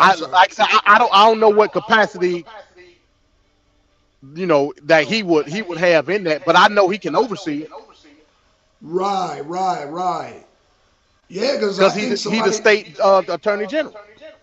Yeah, because this whole thing with Fannie Willis is getting worse by the goddamn hour, bro. They gonna have to hand it over to somebody else. This shit is getting worse, bro. So yeah, I thought that was an important aspect that they were talking about. I thought they was just gonna be doing the conservative battle, but she brought that up and she made a pertinent point. I know who Christopher Carr is, but I never even thought about him being a part of the case because it's always been about Fannie Willis. Right, exactly. Right. So I mean that's why I put in the chat. That's a good question. Where is Christopher Carr? Like, in what capacity is he involved in the case? I mean, what capacity do you think he would be involved in the case, in your opinion? I don't know. Is he just letting Fannie Willis rock out? I don't know. But now that all of this is coming out, like, what is he gonna come out and do or say? You know what I'm saying? Well, in order to save the case, he would have to come out, man, because it's done as far as Fannie Willis, bro. And once they get that damn that sealed goddamn divorce case, it's a wrap, bro. She threw Brian Kemp under the bus and all type of shit. Right. And also, maybe they finna get ready to talk about it now. They talking about MAGA Mike Johnson, your boy. Oh yeah. You already mentioned that though, bro. You mentioned earlier today, man. He dead set against sending money. Yeah. He compromised, bro. He compromised. Again, like I said, I am the political prophet amongst men. I foretold this before it even happened. Right. Yeah, you did say they're gonna keep the money. Right, you did say the money's gonna keep flowing, but again, I'm still standing on once Trump gets elected, Zelensky days are numbered, bro. I stand on that. I wouldn't even see. But here's the problem, though, Black Son. You admitted earlier that you believe that when Trump gets in, it's going to be a majority Democratic Congress. Oh, that's right. Yeah. Right? Yeah, I did. Yep. You're right. Yep. So again, that would make Trump a lame duck president. So if you concede to that, then you must concede that the flow of money or the flow of equipment, however you want to equate it, is going to continue in Ukraine based off of that. But Right, oh, I right, forgot yeah. you said day one dictator, so Well, maybe he can he handle didn't that. say Ukraine. He said drilling, and he said something else. But I don't think Ukraine was part of that day one package. Oh, I mean, it might okay, be. so I don't. I got to go back and look at it, MD. But I remember he said he gonna drill. That's number one. But I can't remember what number two was. But I don't think it was Ukraine though. so are you conceding right now? Can I get you to concede right now that the Ukraine funding is still going to pop off? I agree. It's gonna still gonna pop off, but for how long though? I guess that's what we. However long the Democrats want it to be, because they're going to be in control according to you. I think. By the way, Biden I is agree with okay. It's now that Mike Johnson's flipping the script, it's hard to say because I really thought Trump was going to get in there with a Republican Congress. So now, man, I don't know. Oh, Kelly, come up, man. I got something to tell you, Kelly. So If you got time. you saying MAGA Mike sold you a bill of goods, huh? Goddamn Christians, you can't trust them. Always using Jesus. Hey, you need to see that thing, Fannie Willis, at the church too, man. You need to look at that shit, bro. That shit is ridiculous. That shit is, man, shit. Yeah, they tearing that shit apart, bro. They all over that shit. She should have just. Oh, go ahead. Right. She should have just stayed silent, bro. They all over that shit. They gonna ride that shit for at least a week or two, bro. She said, "Good evening to everyone in the chat. I gotta go back under the covers. It's freezing." Okay, well, Kelly, I just wanted to say that you don't have to worry about Vivek Swami. Vivek Swami and Trump. Yo, go ahead. Yeah, go ahead. No, finish up. Go ahead. No, I was just gonna say, the early votes coming in, man, and DeSantis up 15. I saw that. Yeah. I saw that. And Nikki Haley only got 5. You know what? We gonna hold out, bro. I'm not gonna jump the gun, bro. It's early. Like I said, it's early. I know it's early. So that's why I'm not. I heard that, but I ain't gonna say nothing, man. We gonna wait till the bitter end, bro. But Kelly, if you listening, Kelly, Trump had some words for Vivek Swami, and they weren't friendly at all. And Vivek Swami did some snake shit. I didn't even see the video. Did you see the video where I see why Trump turned on him, man. Vivek Swami did some snake shit, bro. Real talk. No, I didn't see the video. All I saw was a tweet that Vivek put out saying that he wasn't going to attack Trump. He's going to be the bigger man and all of this shit. No, he did some snake shit, bro. I'm tell you what I'm gonna do because I gotta work tomorrow. But I'll have the video. I'll send you the video and then I'll play it maybe Wednesday. I'll play it on Wednesday, man. Because yeah, he did some snake shit, bro. He did some underhanded shit, and Trump caught that shit. Now Vivek Swami, he trying to like, man, nah, bro, nah. Vivek Swami is a snake, bro. Vivek trying to cop please now. Yeah, he trying to cop deuces, bro, big time. They caught him on camera, bro. They caught him on camera talk. Yeah, like it's you gonna peep it. You from Atlanta, so you gonna catch it. But a lot of people didn't catch it. But Trump caught that shit, and I caught that shit too, bro. But once I get that video, I'm gonna send it to you, man, and you gonna be like, oh yeah. Yeah, Vivek, he on some snake shit, bro. Big time. But yeah, Kelly, I didn't want, you ain't got nothing to worry about. That Vivek Swami, I assure you, is not going to be Trump's VP. So you can sleep good tonight, sis. Damn. Well, you can sleep good tonight. So you can go to bed. Don't have to have you ain't got to worry about have no nightmares. You can sleep real good. Well, I mean, pausing for station identification, man. This live coverage of the Iowa Caucus, the arena. Yeah, they're at. I think she said they're at 1%. So, yep. Oh, they at 1% reporting. Yeah, they at 1%. That's why I said I didn't jump the gun with the whole DeSantis and Nikki Haley. I'm just like, I'm gonna just let it ride out because it's still early. But yeah.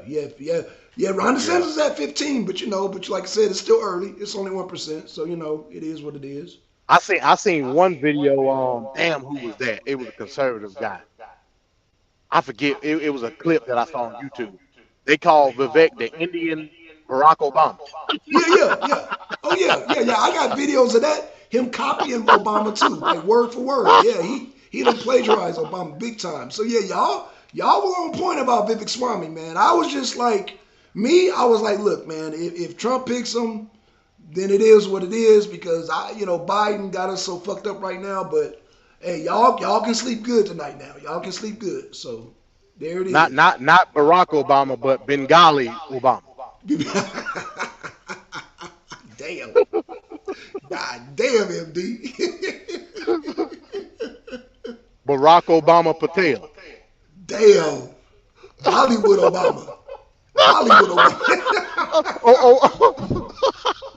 Oh, Bollywood. Oh, Bollywood. Damn. Damn. Man, we racist as shit, boy.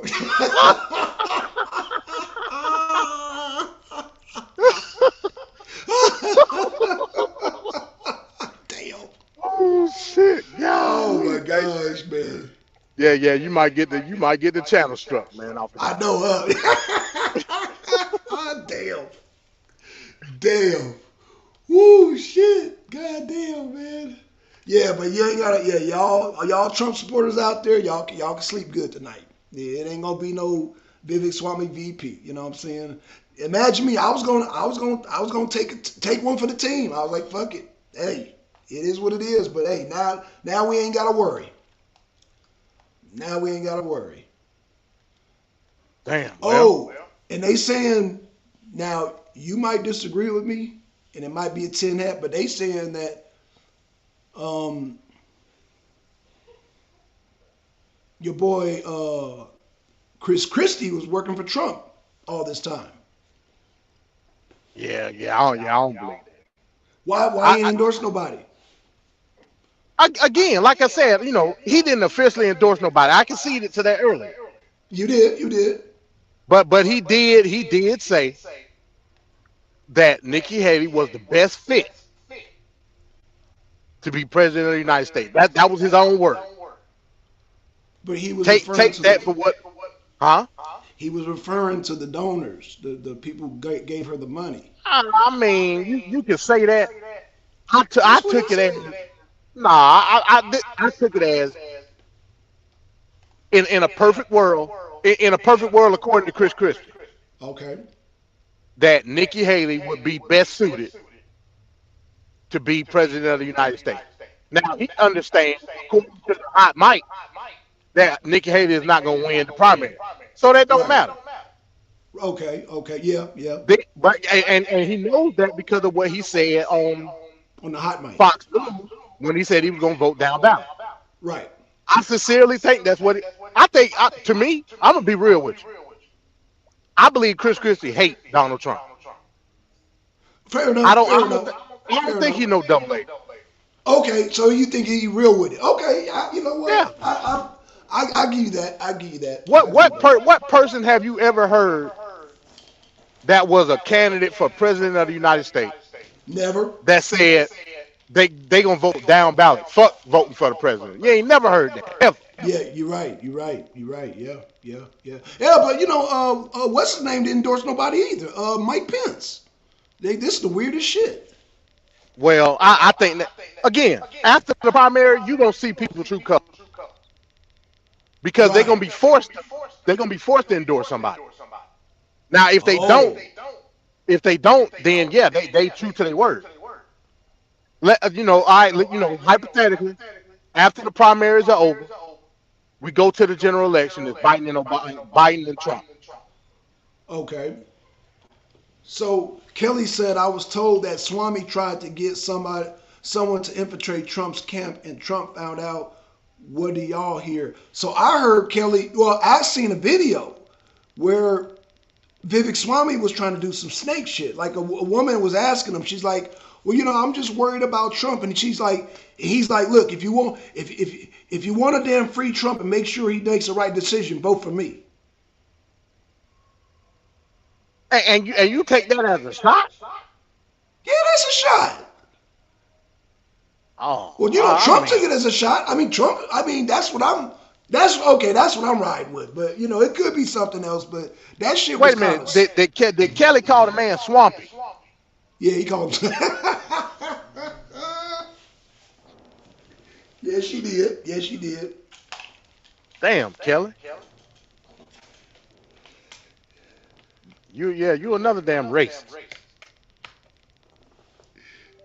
Call the man Swampy. Yeah, call him Swampy, man. Hey, how's my mic? Okay. Yep, call him Swampy. She said, yeah, I saw that too. Yeah, so Kelly, I thought it was the video because the lady was like, I'm scared they might try to do something to Trump. He was like, well, just vote for me and nothing will happen to Trump. I'm like, what the hell? That was some, that was some 7-Eleven goddamn corner store shit he did. That was also racist. Yeah, let me stop, boy. Let me stop with all this racism, boy. I'm being terrible tonight, man. I'm being a bad example. God damn. I'm being a bad, terrible. Place a stereotype with that man. Say on a 7-Eleven.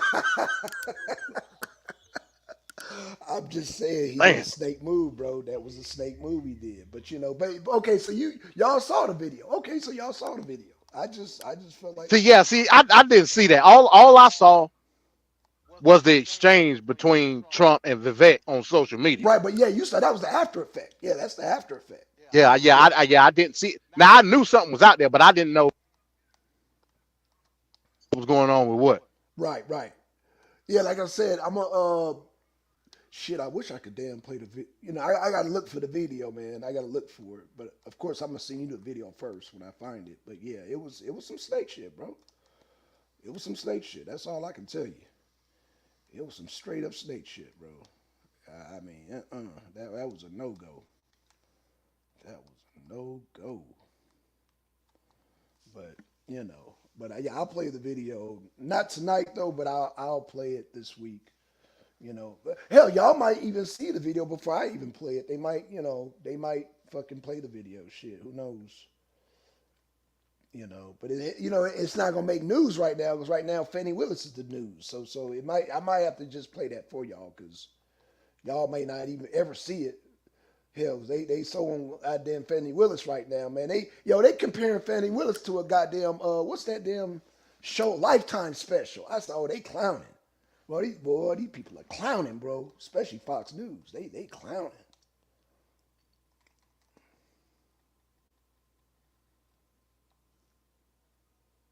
MD, you there? Oh shit, can y'all hear me? Uh-oh. Can y'all hear me? Testing, testing. Uh-oh, my mic is low as shit. Uh-oh, hold on. Settings. Testing. Oh shit. Yeah, I gotta turn my mic up. Shit. Uh-oh, hold on. Stereo audio. Let me check. Uh-oh. You hear? Okay. It's not distorted, is it, Kelly? Because I can't tell what it sounds like, man. My damn EQ is messed up. So, and I know this damn headset that I got, it never holds a charge real good. So, I have to constantly keep it on the charger. So I hadn't charged it in a day. But okay, Kelly. But yeah, Kelly, you can rest assured, man. Ain't gonna be no Vivek Swamy vice presidency. Y'all, you can rest assured. You can tell Josh. You can tell everybody. Y'all can sleep good at night. Trump is not gonna pick Vivek Swamy, so you can sleep good tonight. You know what I'm saying? You can let everybody know. Let everybody know that it's a no go. It's a no go with Vivek. He did some snake shit, so the shit done came out. Oh man, we lost MD. Well, nope, it's good. Okay, cool deal. Yeah. Yep. So, we look like we lost MD. All right, y'all. Damn. I guess they should be starting this thing, man. I'm waiting for them to start it. There goes one of Trump's sons right there. So yeah, I'm waiting for them to get this thing on the ball, man. I'm ready to hurry up and get this thing over with tonight, man. Yeah, man, shit. Now, who do you think will drop out next, Kelly? I know Vivek is on top of your list. I already know that. I know Vivek is on top of your list. But let me ask you this, Kelly. Do you think I'm sorry, not Vivek Swami. We're going to leave Vivek Swami out of this. Do you think DeSantis will drop out first or Nikki Haley drops out first? All right, I'm back, y'all. I had a call I had to take. And I'm going to ask MD when Can you hear me? he gets back in here. I'm going to ask him. Mic check. Because if I win this bet tonight, y'all know, me and MD, we got a bet. My bet was that DeSantis is going to beat Nikki Haley tonight. So if I win, I'll give MD a chance to double or nothing, meaning I'll give an opportunity. DeSantis should go next. Oh, damn. Oh, shit, Kelly. Okay. Hey, Kelly, can you hear me? Kelly. Let me get a mic check. Even though that'll cost me a bet, because I'm saying that this is going to be Nikki Haley first, but yeah. I hear you, MD. Hey, Black Son says shit. I can hear you now. Sorry about that. MD? Oh, okay, cool. Yeah, can you hear me? Yeah. Oh shit, they tied. Oh shit. See, there you go. Oh damn, yeah, they but tied. But it still say 1.75% precinct report. So that's low. That's real low. We still got a long way to go. Yeah, we got a long way to go. But hell, it only took 1 percentage point for her to get up there. You know what I'm saying? Right. Yeah. That's major. Damn. Ooh, so shit. hey man, it's a long race. Yeah. Damn. Yeah, she caught up quick. Ooh, man. Vivek with 7%. Yeah. Asa Hutchinson, damn, how you 0.09? Damn. Shit. And Blinky, who's Blinky? I have no idea. Damn. The only other well damn that wouldn't count because that's libertarian. Yeah, I have no idea who Binkley is. I don't know. I don't know, bro. Yeah, that's some unknown. Yeah. And how is he still in the race when people like Chris Christie and all that done dropped out and Mike Pence? Right, where he get his money from? Ain't no telling, bro. Ain't no telling. Shit. So Kelly said she think DeSantis gonna go second. Yeah. Hey. Hey. Damn. Hey, the way she just caught up. Yeah, Kelly, put your $20 in. Uh-oh. And I owe the both of y'all $20. No. She's saying DeSantis should go next, meaning he's gonna fall off first. So that ain't. She's talking about dropping out. Oh, okay. Yeah. She's in your favor. I thought she was talking about the race itself. Okay. She thinks DeSantis is gonna drop out. Yep. The next person to fall. Yeah. Wow. Yeah, that's what I said. That's shit. So yeah, she's actually helping. Yeah. Me personally, I think because of what just happened to Vivek, I think it's gonna be him. Cause he's so ashamed right now. Oh. He did all that brown nosing. Yeah, he did. He did all that ass kissing. Yeah. And for this to happen, man, yeah, he might throw himself off a building.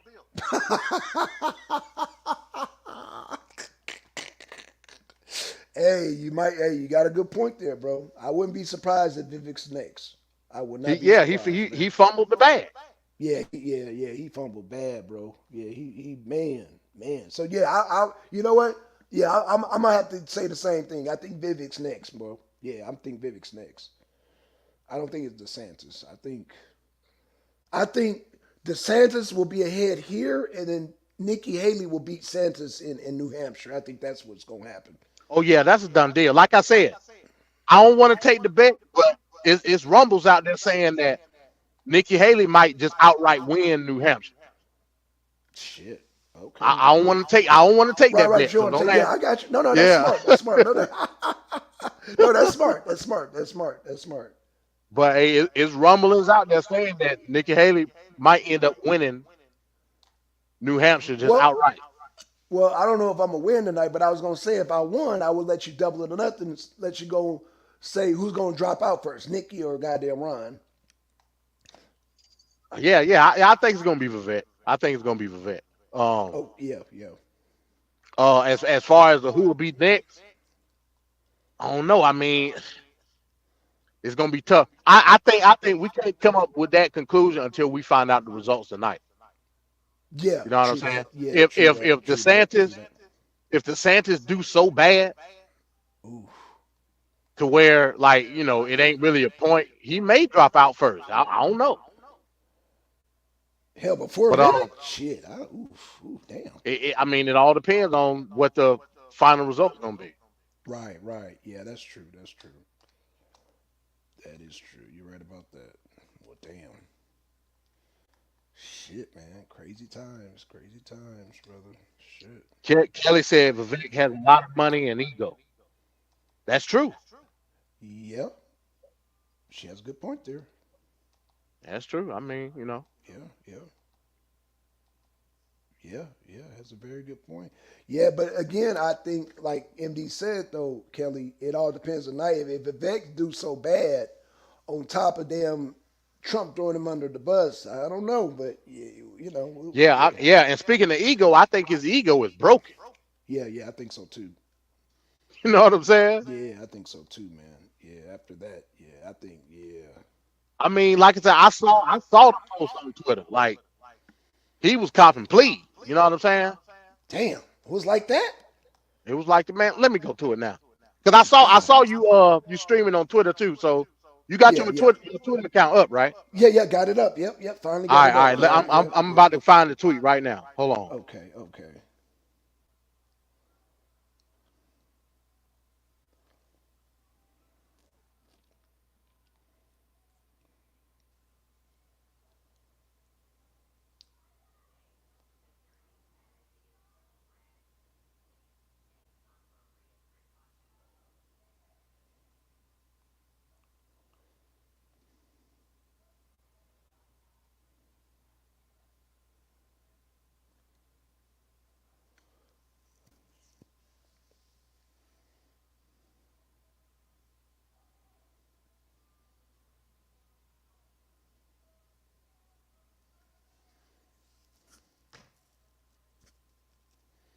Okay, so Kelly says, yeah, but when I scroll through the comments on conservative chats boards, they love this swampy food.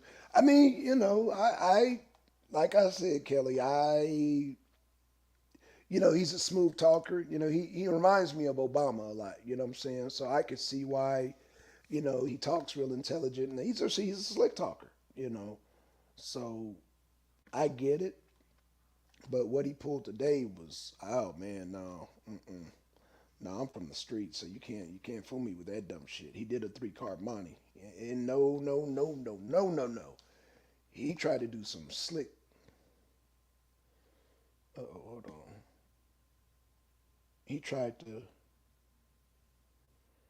Oh Jesus, my damn. Okay, yeah, he tried to do some slick street shit today, bro. He did some real slick shit, man. Vivek was like, "Let me do some street shit. Let me do a 3 card money on this little white lady." Shit, no. Yeah, I just sent you the tweet. Okay, let me see it. Okay, the tweet. Okay, hold on. I gotta sign into the. Hold on. Let me sign in. Twitter. Hold on. X social media. Let's see what it says. Official site. Okay. This, I believe it's.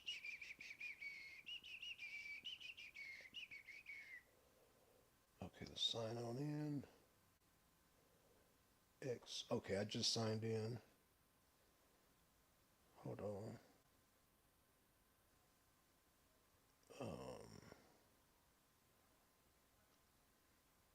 what the hell? You may have to back out and click the link again that I Okay, sent you. here. Okay, so here you go. Notifications. Yeah, I hadn't been on this thing forever. Okay, you says hold on, messages.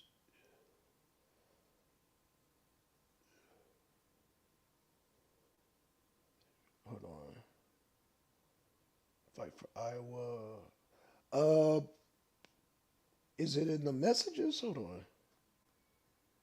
Yeah. I directly sent you the exact tweet in the message. At least I Um, thought it did. yeah, I don't see it, bro. So are you on Vivek's account right now? No, I'm on. Share the screen. Share the screen Okay, here if you we go. can. Yeah, can you see it? What the hell? What the hell Yeah, is that? I don't know. No. Go to your Facebook message. I sent you the. Oh, Facebook. Oh, okay. Yeah, I thought yeah. it I said. sent you the link Okay, in okay, Facebook message. okay, okay. Cool, cool. Okay, yeah. 'Cause I don't know how to operate that damn Twitter shit. Okay, It okay, should send you directly to the tweet. okay. Gotcha. Okay, here we go. Facebook. Okay, yeah. There we go. Oh shit, I gotta sign in. What the fuck? Man, you fucking up, Lex, huh? Oh, dude, yeah, it signed me out, bro. Let me go on my phone, man, cause I can't. Yeah, this computer, I haven't really signed into nothing. Shit, damn. Hold on. I'll just check my phone, Hey, bro. you know what? I might be able to send it in the private chat, in the back chat, on Okay, StreamYard. Hold on. okay, bet that. Yeah, cause I hadn't signed into none of my stuff on this computer, man. I have not done. Yeah, I can't even sign in none of my shit on this damn computer. Hold on. Let me go to the. Let's see what it says on the. Okay, so it says. Okay. Yeah, I sent it in the back chat. Okay. Let's see. Backtrack Vivek Swami. Okay, here we go. Okay, so now. Okay, let me share screen. Boom. There it is. Okay, it says I defended Trump at every step and respect him immensely. You won't hear me attacking him. I'm asking for your vote tonight because I believe it's the right thing for our country. We cannot walk into the other side's trap and watch the puppet masters quietly trap Nikki in the power. Okay. Then Trump Cop responded, and please. yep, a vote for Vivek is a waste of vote. I like Damn, I like Vivek, but he played it too cute with us caucus tonight. Vote for Donald J. Trump. Build up the numbers in November. We must take our very troubled nation, a nation in decline, back from crooked Joe Biden and radical left Democrats and thugs who are destroying it. MAGA. Yeah. Vivek was copping deuces, brother. Yeah, Vivek is copping deuces. Oh man, MD fell off. Okay, there go MD. Yep. Shit, hold on. Damn, I don't know what's wrong with this damn thing tonight. Me, I think. Okay, there we go. MD's back on. Okay, let's Yeah, see. I'm in a bad area. Oh, okay. Oh, yeah. Yeah, I go back to work tomorrow. Shit. Yeah. Yeah, I was So gonna say he was copping yeah, deuce. nobody wanted to work today. Shit. Okay. Yeah, MD. Yeah, Yeah, that's you can it. hear me? Yeah, I can hear you. Yeah. You're right. Okay. Yeah. He copped deuces, man. He copped deuces. Shit. Yeah, he copped deuces for real. Let me see. Let's see. Hold on. Let's see. Hold on. Let's see. Poor Vivek. Kelly said, "Poor Vivek." Kelly, you know you happy. Stop pretending like you ain't happy. Hell, you don't call the man swampy. Yep. Hell, don't kick nobody while they down. Yeah. Shoot. Kelly dancing right now. She dancing shit. She doing a two step. Shit. She like, yeah, fuck that dude. Damn.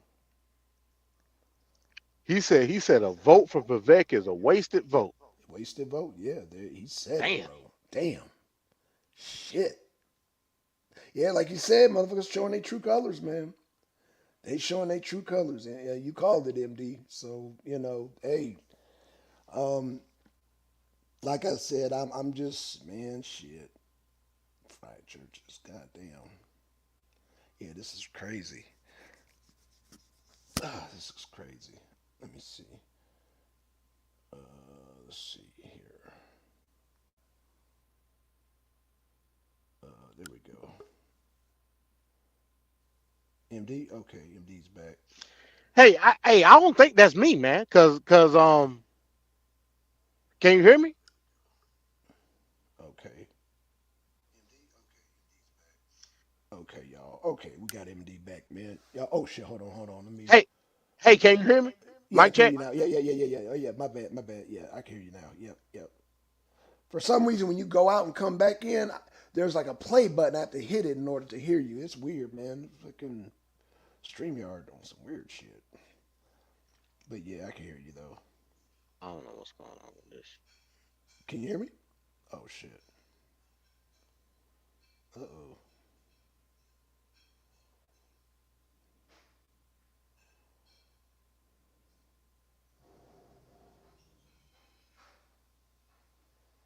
Uh-oh. What is a home warranty? It's a one-year service plan that helps cover costs. I'm a little confused. It's the first time she's spoken publicly since being accused of having a, quote, improper relationship with Nathan Wade, the special prosecutor in the alleged election interference case, who she hired. Hey, I'll just drop down until later. I'll be back. All right, MD. I'm gonna go ahead and play the video, man. So, man, shout out to MD. Shout out to Kelly. Hell, they should get this thing. Hell, it's 9:05, man. So I think it should be starting up anyway. So I'm gonna drop down myself, man, and play the video, man. And if you're in a good area after the thing, we'll talk. But anybody can jump up after the thing. But yeah, I'm gonna play the thing. And just yeah, I think it's supposed to start. So let me drop down my thing self.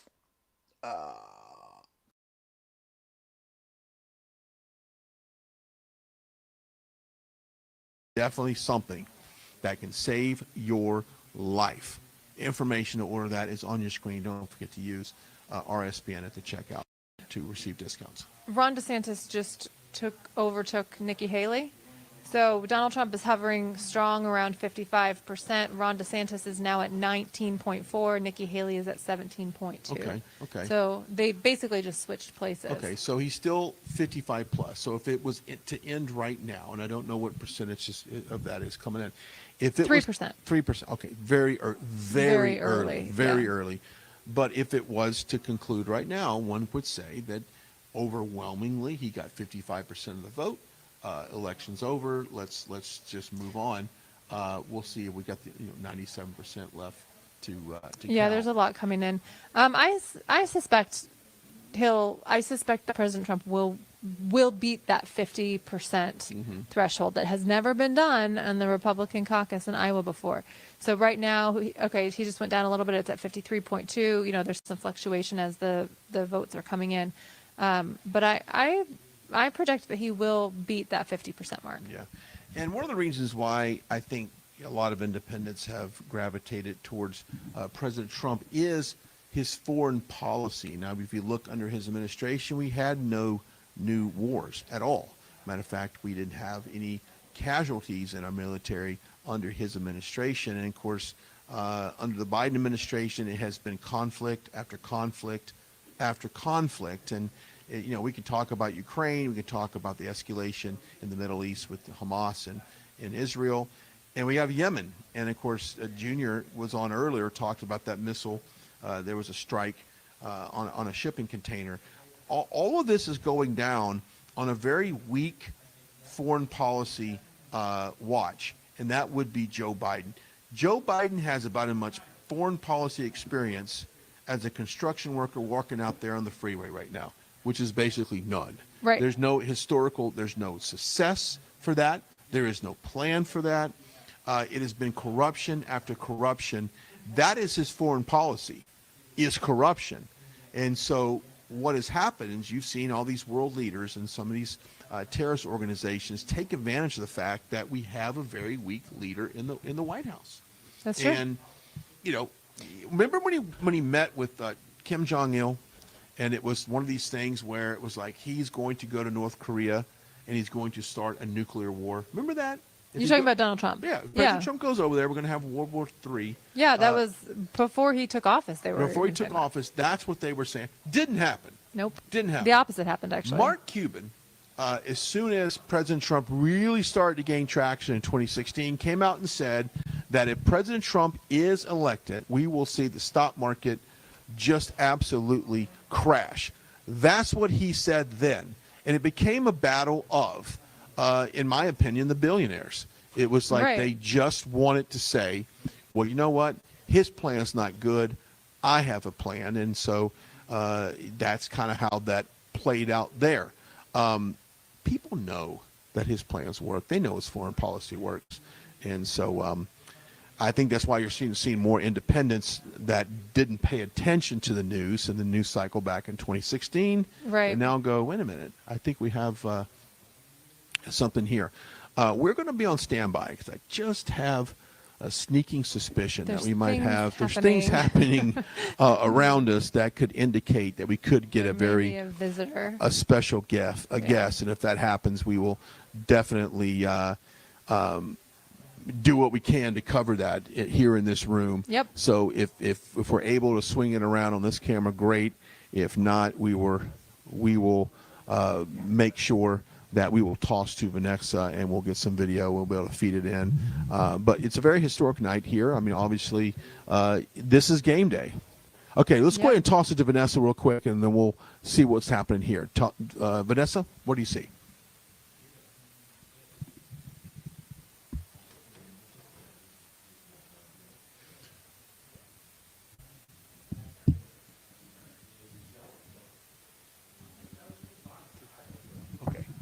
Okay, well, we're not going to toss to Vanessa. Well, we'll give Vanessa on standby. Give her a Vanessa, it's a very tight media circle up there on the risers. But what we want to do is kind of get this camera in position that if indeed we do get a visit, that we're able to take that live quickly for you, which is great. But, you know, this is one of those things where, you know, President Trump had about 37, 38 rallies after the 2020 election.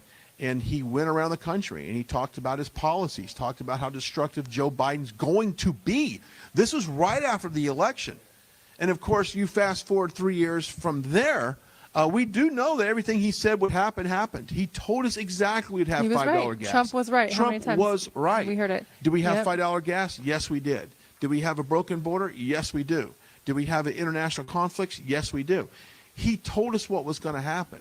So, you know, today is really day one of game day 2024. And I think it's incredible how we are able to come to here. Okay, we're going to toss to Vanessa, who is at the watch party, and we'll keep you updated on what's going on here. Vanessa, take it away.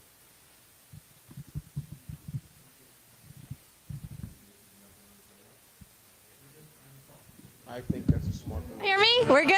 Okay, the party's getting started here. Sorry about that. The crowd is rowdy. They're excited. Trump has taken Iowa, and we have some party goers here tonight. A good friend of mine. So good to see you. I saw you from the stage and had to jump down and come give you a hug. You bet. Hey, it's great to see you again, Vanessa, and everybody at RSBN Network. You know, I'm proud to, you know, that this is going to be a great evening here. President Trump won this thing early, the knockout blow, you know, so I'm super excited about it. I'm super excited that we're the only coffee company in America here that got invited to say, you know, thank you, President Trump, and let's keep this freight train moving, right? So, yes, absolutely right. We still have a lot of ground to cover here in America. But for tonight, we're going to celebrate. We had good chances going in looking at the poll numbers, but you really never know until those votes are cast. What was your thought and reaction when you saw the first numbers come in? When I saw the first numbers come in, I think around 7 p.m. or something like that, I mean, I was shocked. I was thoroughly shocked. Now, in the back of my head, I always thought, like, this is the way how it was going to go. but we've been groomed to the fact that, hey, we can't trust these elections, right? So it was a little shocking to see it was a blowout, and it makes me feel good about how this system worked here.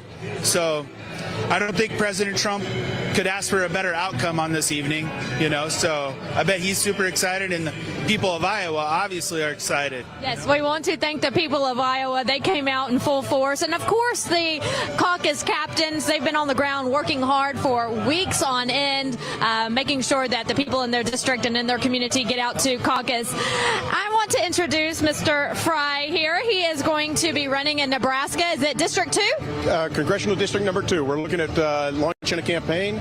The objective is to kind of clean the house a little bit, get it ready for Donald Trump when he comes back into the office and back into the White House in January of 25. Make sure that he's got a friendly house instead of combative congressman from District 2. All right. And so you talked about cleaning house. Give some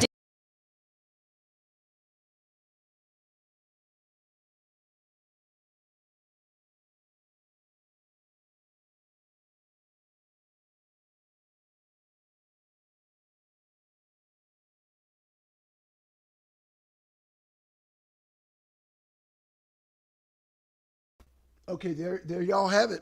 Trump won. Damn, that was quick.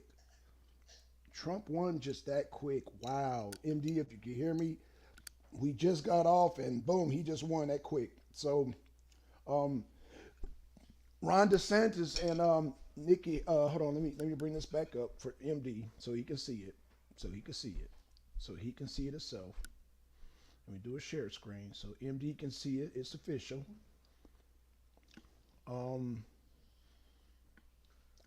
Ron DeSantis edged out like by a thin hair Nikki Haley. Let me see, share screen.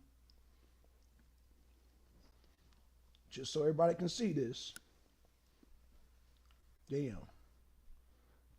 Okay, so Haley. Okay, so okay, so it's. Okay, so Haley got.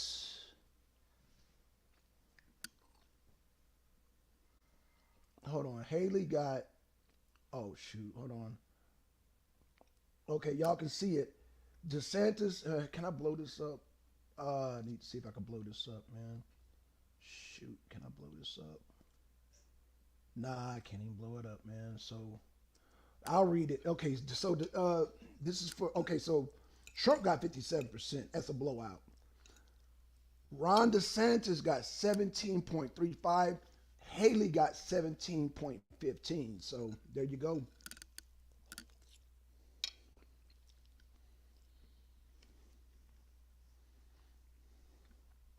Hold on a second. Hold on.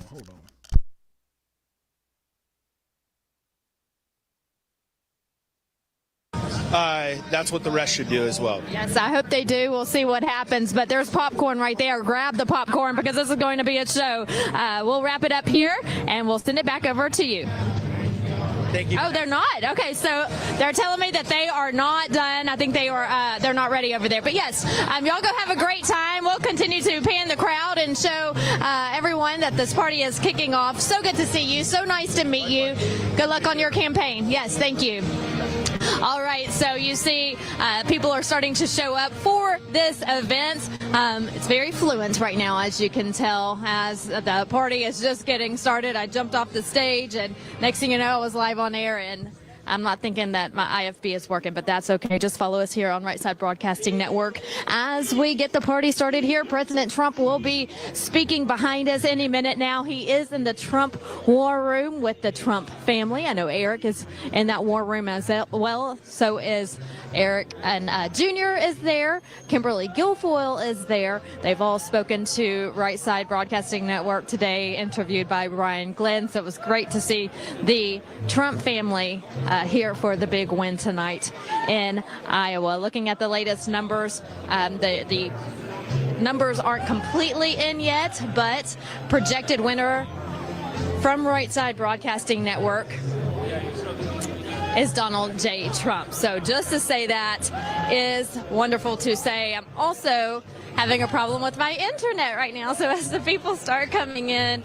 the internet is moving slower. So no IFB, no internet, but you know what? It's a celebration tonight. We'll get through it. It's okay. So we got popcorn, we've got food, we've got drinks, we've got sodas, we've got coffee.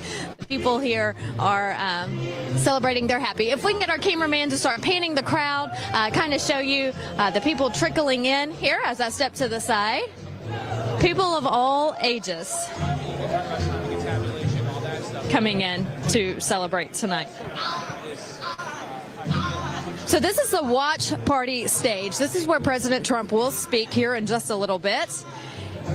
They've been showing Better Off with Trump slideshows, really emphasizing the lower mortgage rates under the Trump administration. They say under Biden, the 30-year mortgage rate hit a 22-year high. If you pay a mortgage, you know you're paying a high rate. Under Joe Biden, we've had a 3-year inflation rate of 20%. So those numbers were on the... Yeah, Kelly, you're right. That was a blowout. And man, Ron DeSantis beat Nikki Haley by 0.10%. Oh, wait. Hold on. Because I got to get this right for MD. But yeah, that was quick. Yeah, it was a blowout. So what I'm suspecting, Kelly, is that, at this point, I think, I still think Vivek's going to drop out early, but I think Nikki Haley's going to drop out before DeSantis. That's what I think. That's what I'm calling it. But yeah, that was quick. Yeah, they said if Trump gets 50+%, it's over. Yeah, he got 53%. So yeah, that's a wash.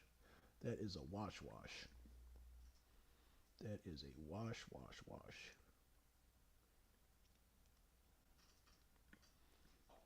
That is a wash. So yeah.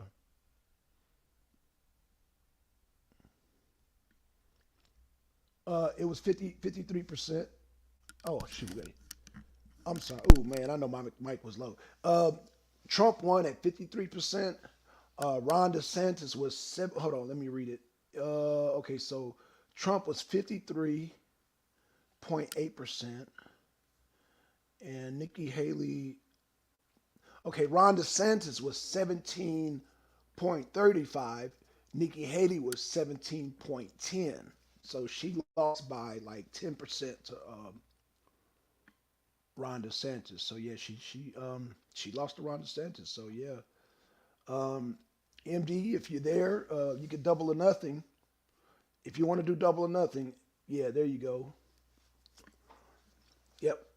What's Trump's percentage? Yeah, 53%. Yeah. Hold on. Let me see if you can see that, Kelly. There we go. The numbers are real small, but I don't know if you can see it. But yeah. Hold on. Oh, DeSantis got 20. Yeah, DeSantis, he beat Nikki Haley bad. And Ramaswamy, he got 6%. Okay. So yeah, Hutchison, and then this Binkley guy, I don't know who he is, but yeah. Yeah, once Trump gets like 53%, it's over. Yeah, it's a wrap. That's very close numbers between them two. Yeah. That was real close. Yeah. Nikki and Ron were neck and neck. Yeah, they were neck and neck. So Trump is expected to speak. So we're just waiting for him to get on the stage. But yeah. That was a blowout. That was a strong blowout.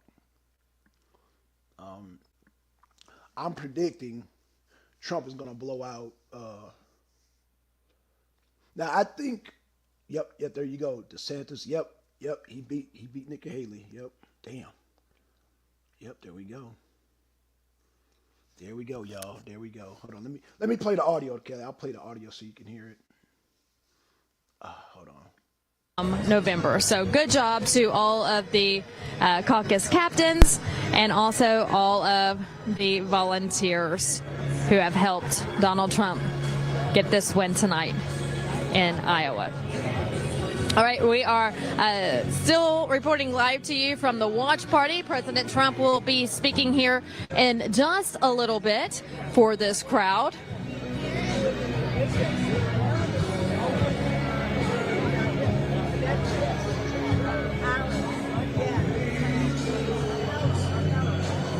just going to let you see the sights and sounds as we're seeing it here on Right Side Broadcasting Network.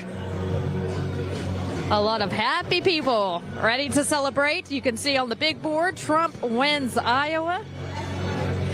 As we campaigned across the country and across the state of Iowa, the people of Iowa have the same problems as the people in the other 49 states. They are concerned about our economy. They are concerned about immigration. And you would think, well, they're in Iowa. Why are they worried about illegal immigration? Because those people are moving inland. It's not just the border states anymore. They're moving here. They're moving all over the country. So no matter where you live, they're coming to your hometown. So the people of Iowa, in fact, a lady I spoke to today at lunch, that was the first issue that she brought up was illegal immigration and how she's ready to, put Trump back in office because she believes that he can finish the wall and get the job done and get these people back to wherever they belong and get them out of the states. President Trump says he will do that on day one in office. He will sign an executive order to send them back across the border. And if you want to come over to America, you've got to do so the legal way.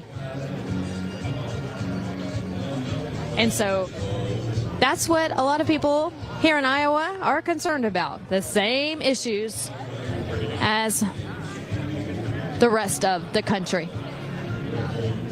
Immigration, economy, foreign wars. But tonight we celebrate. And as we do here at the watch party, I'm going to make my way back up to the press risers. And in the meantime, we are going to toss it back over to the war room with Brian Glenn and Christina Bobb. All right. Thank you, Vanessa, giving us a live report there at the Trump watch party on the floor. We're going to recap a couple of the latest numbers. I know we were just going over some of them. Obviously, we've seen these, sizable leads for President Trump. Yep. Still says enforced. But what's the very latest? So we've got 4% in. President Trump is at 51.3%. Ron DeSantis, 21.5%. Nikki Haley, 19.2%. So Ron DeSantis and Nikki Haley are kind of going back and forth with 2 percentage points difference, splitting them. President Trump at 51%. He's come down, a couple points since we last checked, but very much a commanding lead. Most news outlets have already declared him the winner, called him the winner. We just need to get the other 96% of the votes in. Yep. And even Right Side has officially called the Iowa caucus for 2024 to President Trump. So he was a network here. We've done it along with a few other networks. We're going to get into a funny story here in just a second, but I do want to talk about the viewer, you at home. And we had this vision back in 2015, 2016 of creating a network for the people to show the truth and to show what was going on during the 2016 President Trump presidential run. And we were the first to the market to show the crowds, to show you what was going on with the Trump camp. And of course, we were, did what the people wanted to. We panned the crowds, we showed the speeches. Yep. And we did that by the generosity of our viewers at home right now. So if you go to our website, rspnetwork.com/donate, you can donate to our company through the website, safe and secure. You can do a one-time donation. You can do a reoccurring donation. It's all up to you for what you feel comfortable about giving. But through the generosity of our company and through our viewers, we've been able to really build something substantial as a network. So we do appreciate that. Go to our website, rspnetwork.com/donate, rspnetwork.com/donate. I had a source tell me that they were at a caucus here locally, I say in the Des Moines area. And when it was time for Vivek Ramaswamy's speaker to step forward and say a few words, like all the other speakers, The caucus speeches, Captain Caucus do, say that 5 times, they ran out the door. They didn't speak. They were there for the previous speakers of the other candidates, but we got their time to do it. They couldn't handle it. Couldn't quite do it. Well, couldn't quite doing it. Vivek is only at about 7% right now, so it's time for him to drop out of the race. It's time for all of them to drop out of the race. I mean, Donald Trump has a decisive victory, up by at least 30 points at this point. So, But yeah. that's not a good look when you're out there. Well, quite honestly, you're out there recruiting a lot of younger people to get on board. And of course, when it came time to belly up to the bar, so to say, and to give your speech or why you think Advocate Vivek for your Ramaswamy is the one for you, you don't do it and you run out. It's not a good look. It's also not a good look to only have 7% of the vote. No, but Not a good look. that's what it is right now. Okay, so we will keep you updated if there's any surprise guest that will pop in here, the Trump War Room. We'll definitely keep you updated on that. We will recap what happened last week on Capitol Hill during the contempt of Congress markup that was done by the House Oversight Leader Jamie Comer, Minority Leader Jamie Raskin, had basically planned a hearing to kind of go over the details of holding Hunter Biden in contempt of Congress and not complying to a subpoena and to being supplying for Congress to bring him in for some questioning. So it was about 9:20 the other day, and I had gotten a message that says, hey, at about 9:35, we expect Hunter Biden to walk into this oversight meeting in the Rayburn building. Well, then I quickly ran like Forrest Gump in the movie down that dirt road down the street in that country lane to go chase and find Hunter Biden. Well, I was successful. I went to the Rayburn building. I was able to get video of him walking in with his attorney and with the filmmaker. Apparently, he's in the filmmaking business. Not only does he paint artwork, but he's also making a documentary, which is interesting. Can't wait till that comes out. Man of many talents. He's a man of many talents. Knows a lot about laptops too. Knows how to do that as well. Not enough, apparently. He keeps losing them. There you go. But he made his way into this hearing, and I suspect that Dan Goldman is the one that basically orchestrated this PR stunt. That's exactly what this was. This was an unplanned visit, wanted to disrupt what was going on. 17 minutes into this markup, which it became quickly, it really got interesting once he walked in, to be honest with you. Before then, it was kind of like going on the nuts and bolts. But once he stepped in, it really got exciting. Nancy Mace had a couple haymakers she threw. Great job. Kind of quick. She had 5 minutes. But once Jamie Comer gave the floor to Congresswoman Marjorie Taylor Greene and granted her the 5 minutes to speak on this issue, that's when Hunter Biden and his attorney and his filmmakers got up in sequence and walked out of that room there in the oversight. So I got to ask you this, because you were there, and we all know Marjorie Taylor Greene, or at least we know her public persona and how she presents herself in Congress, and she's very tough. She's very thorough. She's very prepared. But this was a situation where she didn't know he was coming. And this was a surprise. So this wasn't something that any of them really truly would have been prepared for, although Nancy Mace did a good job impromptu. What is it? And I struggle because it would be really easy to go, well, obviously he was scared of Marjorie Taylor Greene because she was going to ask him our questions, all that. But being there in the room with him, do you think it was specifically the fact that they introduced Marjorie, Congresswoman Greene, or what was it that caused them to leave at that point? I think they had a plan to kind of snub the point person, the tip of the spear on Hunter Biden investigation, on Joe Biden's investigation, because all the other people in the oversight, they've always had a hand in it, Jim Jordan being probably the most prominent person in there. But I think it comes to the point where she really has pushed the envelope on investigating him, on the sex trafficking in particular. Not as much, of course, the business dealings of Hunter Biden and Joe Biden, but really it's the sex trafficking. It's the trafficking of a sex worker across state lines. There's a lot of stuff that he violated in this, and I think that's what she was going to go after. And that is one of the things that they did not want to hear. Because, you could talk about somebody's tax receipts all day long. You could talk about somebody as far as weapon charges. But when it comes to being faced charges with any type of sexual content, that is something that they don't want to address. And so I think they had it planned, because as soon as they said, I now grant the Congresswoman from Georgia 5 minutes on the floor, that's when they got up. before she could even say a word. So I think it was planned Because they to knew make her look bad. But let me tell you what that is, doesn't make her look bad. not at that all. makes her look really good. They gave her a golden clip to put on social media that made her look like she's the most feared person. He's scared of her. He's scared of her because he wasn't scared of anybody else who spoke. But just Right. when she spoke, Yeah. they got up. So he gave her a gift, I think, Mm-hmm. that she'll be able to not only use on social media to push her points, but he didn't, he left the room, went outside the hallway, and of course, Fox News and all the cameras that were there to cover this event, they got up too and followed him outside. And he did have a few words with the press outside, and that's when someone did kind of in a fun way said, "What type of crack do you smoke?" That was kind of interesting when someone said that, because there was kind of a gaggle going down the hallway there in Rayburn. So very interesting moments there on Capitol Hill last week, and I think it's one of those things that that's what this year is going to be about. They are going to bring Hunter Biden back, and you know this more than anybody. We talked to Eric Trump about this earlier. They are going to get him in a deposition behind closed doors. So there'll be a transcript. They will ask him questions. It'll be a very kind of a casual interaction between Hunter Biden and I would think that Jamie Comer and maybe an attorney that they're on staff will do that. And then they'll go to public hearing, right?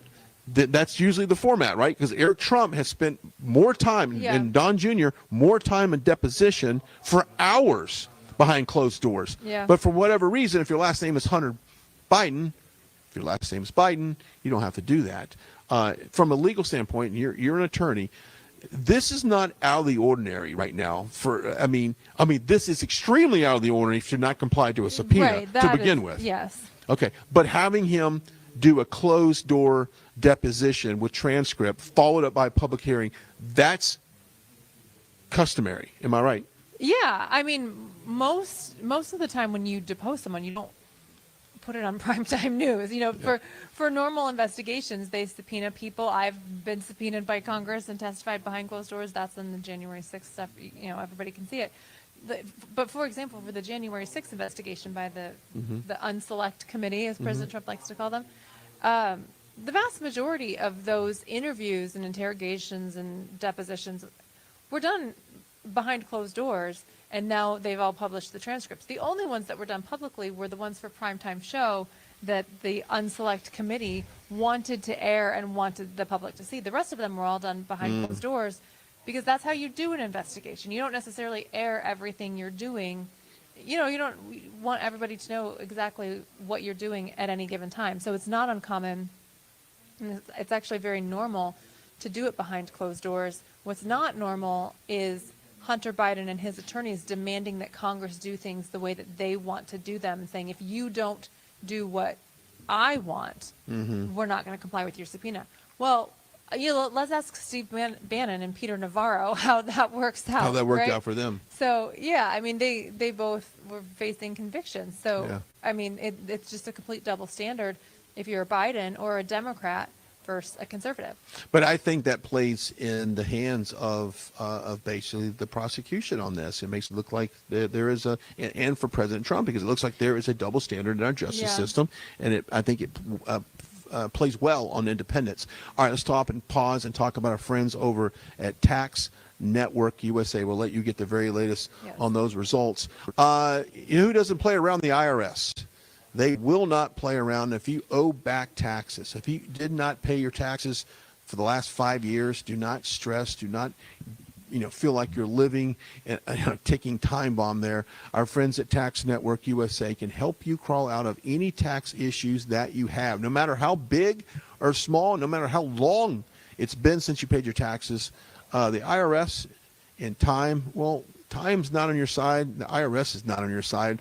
But these guys are, and they are the professionals, and they are ones that can be trusted.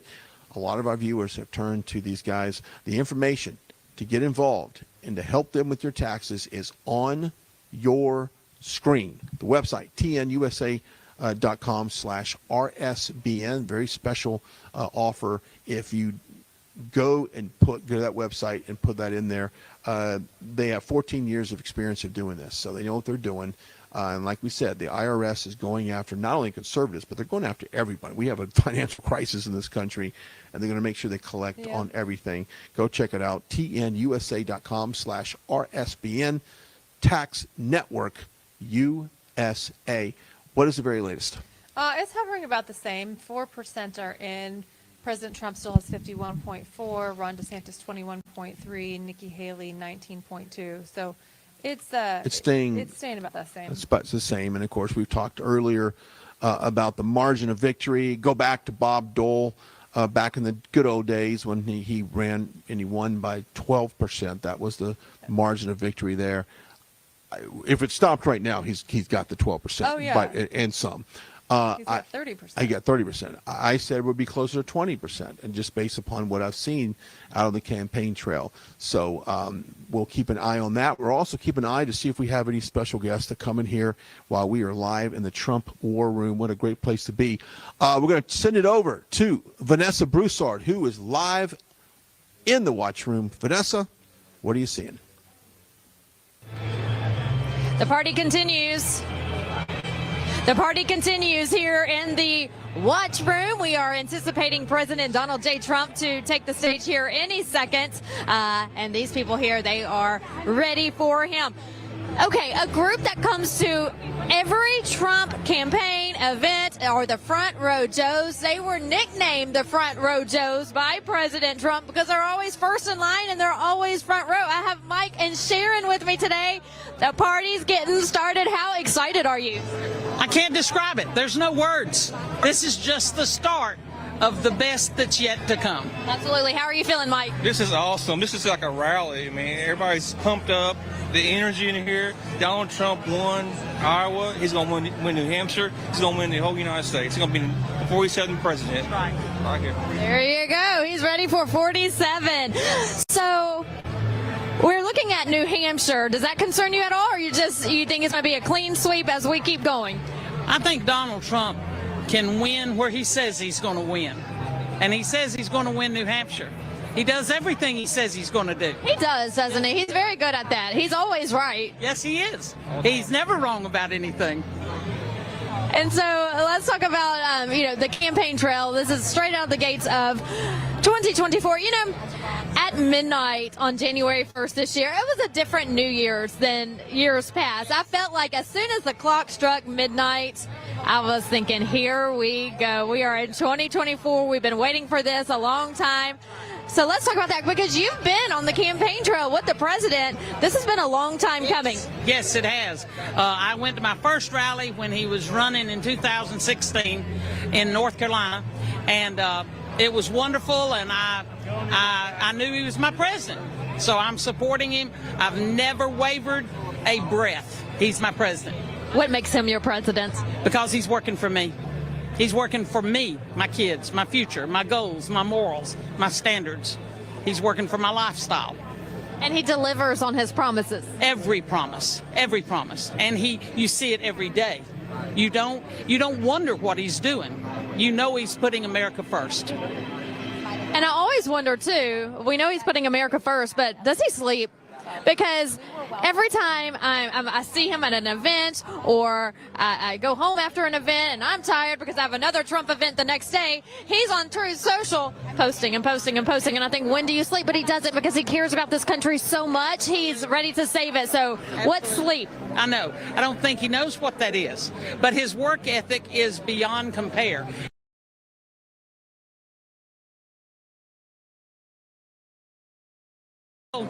Notice looks of guys. Donald Trump's always been good looking. I think this campaign business makes him better looking.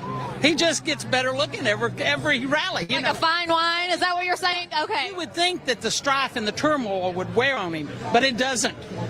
Hey. She thinks Donald Trump is getting more attractive by the day. He's got brains and he's got the looks, right? So he's the perfect man. Exactly. We love Trump. We love Trump. Can't love Trump back in. He's been working behind the scenes ever since he got out of office. He's been working behind the scenes to get back in. He's going to get back in. Yes, he is. And any words to the people of Iowa, because they really came out and supported him. He has been campaigning the state, his volunteers, the caucus captains, they've been working hard. What's your message to them tonight about doing what they were supposed to do? They got out in these frigid temperatures to go vote for Trump. We actually drove in on Friday and during the blizzard, and we volunteered a couple of hours on phones at the phone bank. And I'd just like to tell every Iowa resident, thank you. You are putting this country first, just like Donald J. Trump is. Yeah, thank you, Iowa. Thank you for the big win. New Hampshire, you're on deck. I'm sorry? New Hampshire's on deck. That's exactly right. I'll be there next weekend. I'll be in Manchester, New Hampshire, and Rochester. Right Side Broadcasting will be there too. The Front Row Joes, everyone. We have Sharon, we have Mike. So good to see you again, and I'll see you at the next event. Yes, thank you so much. You're welcome. All right, we're going to toss it right back over to Brian and Christina.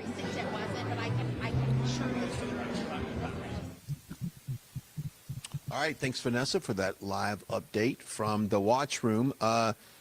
Going to go over some numbers here real quickly. The very latest, we got, 34% were being reported? Yeah, the numbers are starting to pour in now. We've got 36% of the votes in. President Trump is at 51.9%, so he's got a little bit of a boost. Ron DeSantis is at 20.1%, and Nikki Haley is at 19.4%. That's 36% of the votes in. So now that we're seeing these bigger chunks, these bigger numbers of votes coming in, and the margins are staying pretty much about the same, I suspect this is probably what the final will be, but we still need over half of the votes to come in. There you go. And we were talking about how important not only this presidential election is in 2024, but the congressional race as well. Important. Very important. We have a very slim margin in the House. Of course, we need to take back the Senate. But I think what we want to talk about real just for a second is the fact that the Trump tax code that was implemented during his administration, that is set to sunset January of 2025. So whoever's in control of the House in January of 2025 will be responsible for rewriting the tax codes, or quite honestly, extending, if it's us, extending them. That is, if they were to change it, we know exactly what the Democrats are going to do. They're not going to lower your taxes. They're not going to lower your capital gain taxes or the death tax. They're going to reverse all of that. That's why every race matters.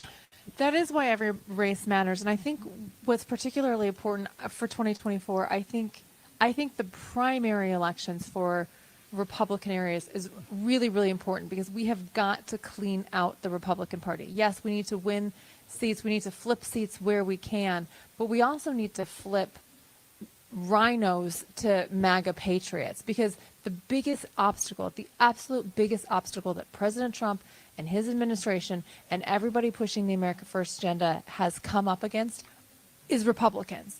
Republicans are the biggest obstacle. If Republicans would get out of the way, this America First policy that President Trump wants to institute would be so much easier if they would just be America First. The problem is you have so many Republicans that end up siding or trying to collaborate or coordinate with Democrats that it impedes what he wants to do. So it's so important. If you don't know who your member of Congress is, if you don't know who your state representatives and your state senators are, look those up, because it's very, very important that you understand who your representatives are, both in federal Congress and in your state houses, state house, state senate, because we have got to make sure that they are people who are America First, because without that, I don't care if there's an R behind their last name, it's not working. It's not working. And I'll give you a great example. You got Bob Good serving as the House Freedom Caucus leader.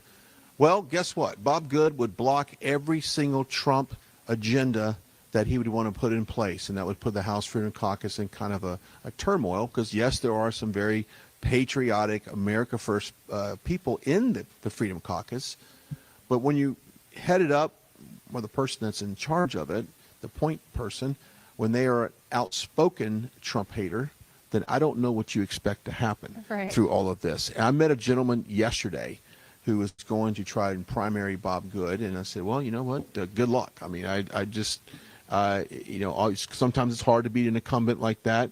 They have the finance, they have the campaign, they have their name recognition, But that's why it's so important for the voters to be informed, know who the people are that you're voting for. It's not enough to say, oh, they've got an R behind their name. Oh, I recognize their name. Oh, they've been in office for a while.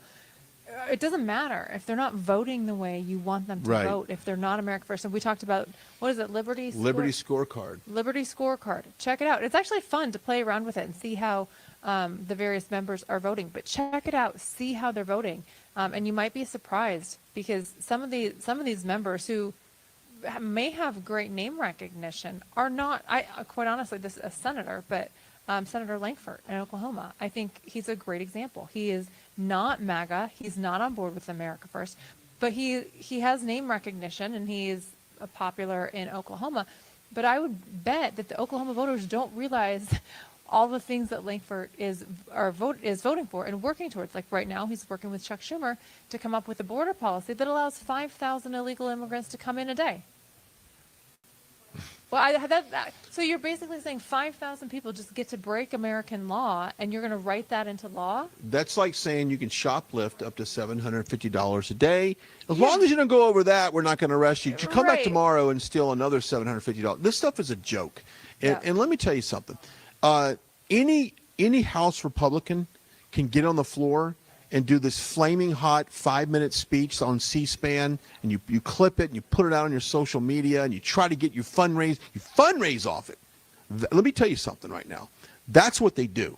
They get these 5-minute floor speeches, they push it out for clips, they push out their email list, they fundraise, they bring in the money. I'm America First, I'm for this, I'm for that. But at the end of the day, when it really counts, their vote, it is not matching up to what their messaging is pushed out. Yep. Now, if we were to go to Bob Good's, and I don't want to pick on Bob Good exclusively, but let's do it because it's fun. If I was to go to his district and ask the very questions that say, secure the border, no more funding to Ukraine, right? All these fundamental issues that the conservatives have, I would be willing to bet that the majority of them are going to vote the way we would want to vote. But will he vote the way they want to vote? And so you really got to do your homework on this. And I do think this election is so important that we get the right people to support President Trump, assuming that everything goes as planned for a victory. So it's important, and down the local level, because let's not discredit city council members, school board officials, mayors of cities, election officials. Look, we need it. We need transparency down to the, and no one knows better than this than you. I would never have thought that I would say one of the most important races that you will ever vote for in 2024 at any point in time. One of the most important races is for your county clerk. Yeah. Because they run your election. And sheriffs. And sheriffs. But how will your county clerk run the election, or your county recorder, or your county supervisor? They're called different things. Those are all different positions, and they also have different titles depending on what state you're in. But these county officials are so important. You need to make sure you know who is running your election in your county. Okay. Yeah, I agree. And of course, I would go down to if your dog catcher is base, then dadgummit, vote for that base dog catcher. Right. Why not, right? I mean, you know, and it's funny because I have a house in North Texas, and it's a very populous area. A lot of people, Dallas Cowboys are right down the street. PGA headquarters is right down the street. You have all these companies moving in.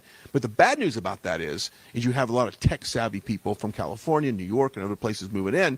And they can flip what you would think would be very conservative areas into very purple areas. We'll get more to that in just a second. It's time to toss to Vanessa. We'll toss to Vanessa Broussard, who's live at the watch party. Vanessa, what are you seeing?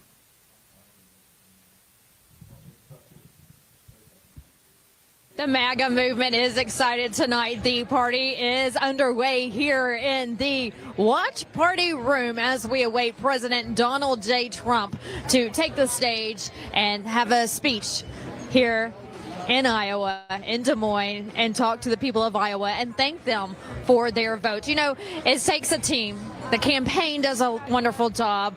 The volunteers do a wonderful job. And you know who else does a wonderful job? The Trump Caucus captains. I'm here with James. Congratulations to you and to all of the captains. I know there are 2,000 caucus captains celebrating tonight. That is true. We are looking for a home run with Donald tonight. I think we're going to take the stage. No problem whatsoever. So talk about the process. How long have you been a caucus captain? Several weeks? Actually, yeah. I mean, they asked me, a few months ago, and then there was some training that we had to go through, just on the procedures that are allowed by the GOP. So just had to learn those, and it was quick and easy. It really was. It was painless. And what about tonight? Was it painless as well? Was it as smooth? There was a little bit of confusion, but got it all worked out. And now, when you say confusion, is it because people don't really know how to caucus, or just in the county? Both. Just a little confusion on, what that you can't start until 7, so that means no starting, no caucusing, no talking political stuff whatsoever. So, but we worked through it. It only took us 45 minutes. Trump got 71 votes in my area, so we're looking forward to it. Right, well, congratulations to you and your area, and of course, Team Trump. Everyone's excited tonight. What do you have to say to all of the caucus captains and all of the people that they brought out? I know your magic number was to bring 10 people. So, yeah, so what's your message to them? Because everyone worked hard. I basically want to say thank you. Thanks for helping with the political climate and making sure everything is going straight and narrow. This is just the beginning. Iowa is the first in the nation caucus, then we turn to New Hampshire, then South Carolina, Nevada, and then we have the March 5th primaries, but this is a good start, straight out of the gate. So good job, Iowa. We have to look forward to the November election. What do you think about the candidates who are still in the race? Do you expect any dropouts after tonight? I think everybody's going to, put their own show and, go for what they believe in, and that's what they're entitled to do. So I'm not going to speak ill of any one of the candidates. I think everyone has their right shot. And when the time comes, the time will come, right? The time will come when the voters can go vote. Sounds good. Well, tonight they voted for President Trump to be the nominee here in America Great Again. Absolutely, MAGA all the way. So good to see you, James. Thanks for all of your hard work, and we'll see you down the road. Thank you. Have a good evening. All right, the caucus captain's doing a wonderful job. Again, the Trump team had 2,000 caucus captains throughout the state. James says he was brought in several months ago, so that's how long they've been working this state, all across from the north to the south to the east to the west. They covered every corner. No stone was left unturned. A victory party here tonight. We'll come back here in just a little bit. I'm Vanessa Broussard reporting to you live. Now back over to Brian and Christina. All right, thank you, Vanessa, as we're back here in the Trump war room, just kind of looking at the numbers like Vanessa is doing as well, and probably seeing a little bit more activity down there. We were just looking at the map, and interesting enough, some of the counties up in the northwest part of the state have not reported yet, and some of those counties historically have kind of been a little bit more of the bellwether. Yeah. So we'll see exactly as that reports on that. Let's go over some numbers real quick. Sure. We're at 39% of the votes in. President Trump is at 52.8%.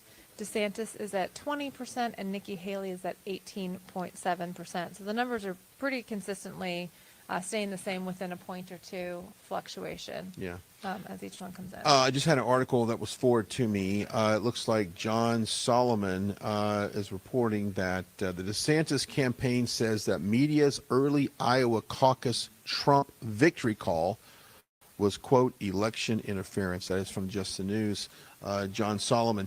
And I said that, and you said, well, actually, we really shouldn't be calling the race right now. Right. So if it were a poll, like an actual primary, like a poll, that is very true, because the whole point of the media reserving calling an election is so that you don't dissuade voters who are in line who haven't had a chance to vote. In principle, it disenfranchises voters who have not yet cast their ballot if the media calls the race too quickly. Remember how a lot of conservatives got upset when they called Arizona before most of the votes were in. The real problem is having a media call it before polls close. And in this case, I mean, it was so decisive within the first 30 minutes. They can complain about it, but the problem is it wasn't the media that caused Ron DeSantis to lose. I mean, if anything, it was the media that gave Ron DeSantis as many points as he got. Let me argue, if it was closer, Yeah, if it then was they closer, no it'd one be a would be bigger calling it problem. right now. Yeah, Okay. If yeah. it was in a 5-6 points margin, they Yeah, would you not shouldn't be. be calling Okay. that. Okay. I but think it's just so decisive. It's like you can cry about it, but you're down by 30 points. I mean, it's not, that's Yeah. not going to change anything. But I think that's interesting. John Solomon on Just the News reporting that on the DeSantis camp. And if you missed it earlier, we had heard sources say that someone was at a caucus location and that someone asked for Vivek Ramaswamy, speaker, to come forward, and they just ran out the door. They didn't, and they were there to speak. They saw the other one speak, and they didn't do it. This is really fascinating to me because I know we've gone over this before, but a caucus, the whole point of a caucus that's different from a primary is you are supposed to debate and discuss which is the best candidate for your area. And so all of the candidates send someone to these caucuses called the caucus captain. President Trump had caucus captains at all of these different caucuses. So when they got up to discuss it, he or she, whoever it was that was appointed by President Trump to make that, would say, these are all the reasons why we need Donald Trump. And then, Nikki Haley's caucus captain would do that. Ron DeSantis's caucus captain would do that. And I think it's so funny that that goes to show you the atmosphere of the caucuses. Nobody wants to hear about Vivek Ramaswamy. Nobody wants to hear about what they have to say because the only person people care about right now is Donald Trump. And it was so strong that Vivek Ramaswamy's captain was embarrassed to speak and ran out. I mean, I think that's very telling. Yeah, it kind of is in this world, and it does show the influence because we've been covering this for a while. We've seen the crowds at these events, and we've seen the crowd show up at the other events, and we saw what happened in 2016 and in 2020 during the COVID restrictions. We saw that Joe Biden would have a rally in a middle school gymnasium. He'd have 5 people standing in a hula hoop, all for safety, and it was all because of to be on the safety side of things. But really, I felt like the enthusiasm was not there for Joe Biden. Right. I mean, really, when he shows up to cities for some type of, he's going to talk on farmers, or if he's going to show up, talk about manufacturing, or whatever the topic is, there's more people shouting, "Let's go, Brandon," out in the streets than he would have at these events. And so there is no enthusiasm at all. No, that's absolutely true. I'm hearing from the Trump team that President Trump hoping right now that he'll be speaking around 9:20. 9:20 tonight. Declare his victory. So at 9:20. So we're sitting 20 minutes left. about 20 minutes left, and we might be hearing from him. Let's hear from our friends over at the Birch Gold Group. Of course, investing is a very risky thing, and we see what the economy is doing. I'm personally thinking that we're going to see a pullback in the market. Fox News has been rinse and repeat an article since December 8th talking about this market crash that is imminent. So whether or not that comes true or not, if you want to talk about investing in gold, silver, and precious metals, our friends at the Birch Gold Group has the product for you. They'll show you how to convert a traditional IRA into a gold-backed IRA.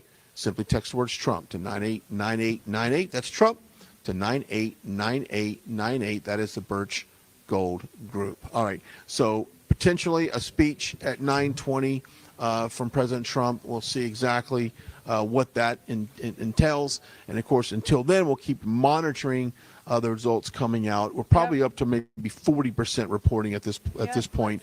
Roughly, we're probably getting into that.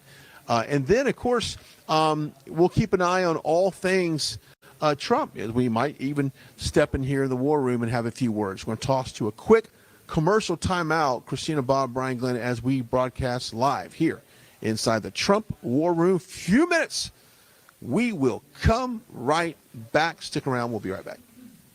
Parents and grandparents, the 2024 Kids Guide to President Trump is here, and it's free. As a bonus, your child gets a free issue of Everbright Kids magazine and activity book, and a free video lesson. Order now at freetrumpbook.com. That's freetrumpbook.com. Right Side Broadcasting is known for panning the crowds, showing the packed arenas, and allowing you to see the truth.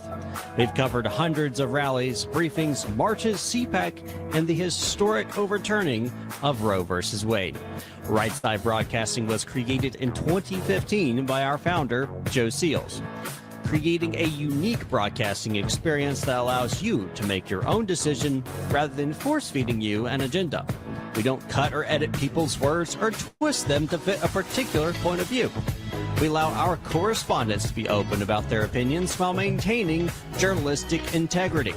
Your donations and support allow us to continue to be the gold standard in live, unedited event coverage. Your monthly or one-time contributions on our website are crucial in our fight for the truth. Thank you for all of your generous support. Hello, I'm Mike Lindell, and I'm here to tell you about my new product from MyPillow.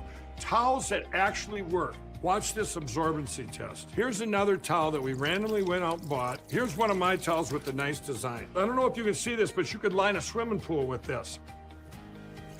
I mean, this is crazy. Get rid of it. Towels that actually work. What a concept. I'm interrupting this commercial to let you know you can get our 6-piece My Towels, regular $69.98, now only $29.98. Or you can save 25% on our brand new kitchen towels, made with the same technology as our famous My Towels. Also, we have bath sheets, bath towels, washcloths, hand towels, and so much more. And the best part, with your promo code, your entire order ships absolutely free. So go to mypillow.com or call the number on your screen. Use that promo code to get deep discounts on all My Towels. And for a limited time, your order ships absolutely free. This is a call to all my fellow Americans to stand up, fired up, and will not let up. To put your foot down and will never lay down, Americans. You're the ones this country needs. To stand up for what you believe in. To wear your pride on your sleeve. This is a call to the ones who put family above fortune and always have their neighbors six. At Pure Talk, we're a wireless company that champions American values. All right, y'all. I was trying to wait on Trump to speak, man, but oh gosh, I can't. I gotta work tomorrow. So I want to thank everybody for coming out. Like I said, I was trying to wait for him to do the speaking, but they're still at 41%, and so I don't know how much longer that's going to take, but I am going to call it a night.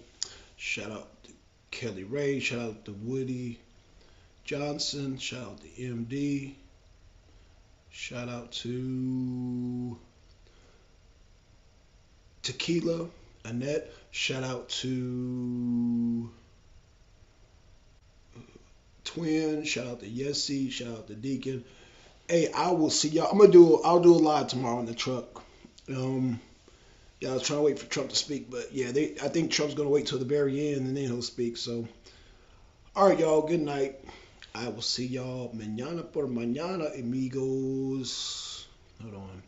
So 52% Ron DeSantis. So yeah, Ron DeSantis clearly won over Haley. So yeah. All right, peace. This coverage. Oh, that was MD. Okay, yep. All right, y'all. I'll see y'all tomorrow. Peace out.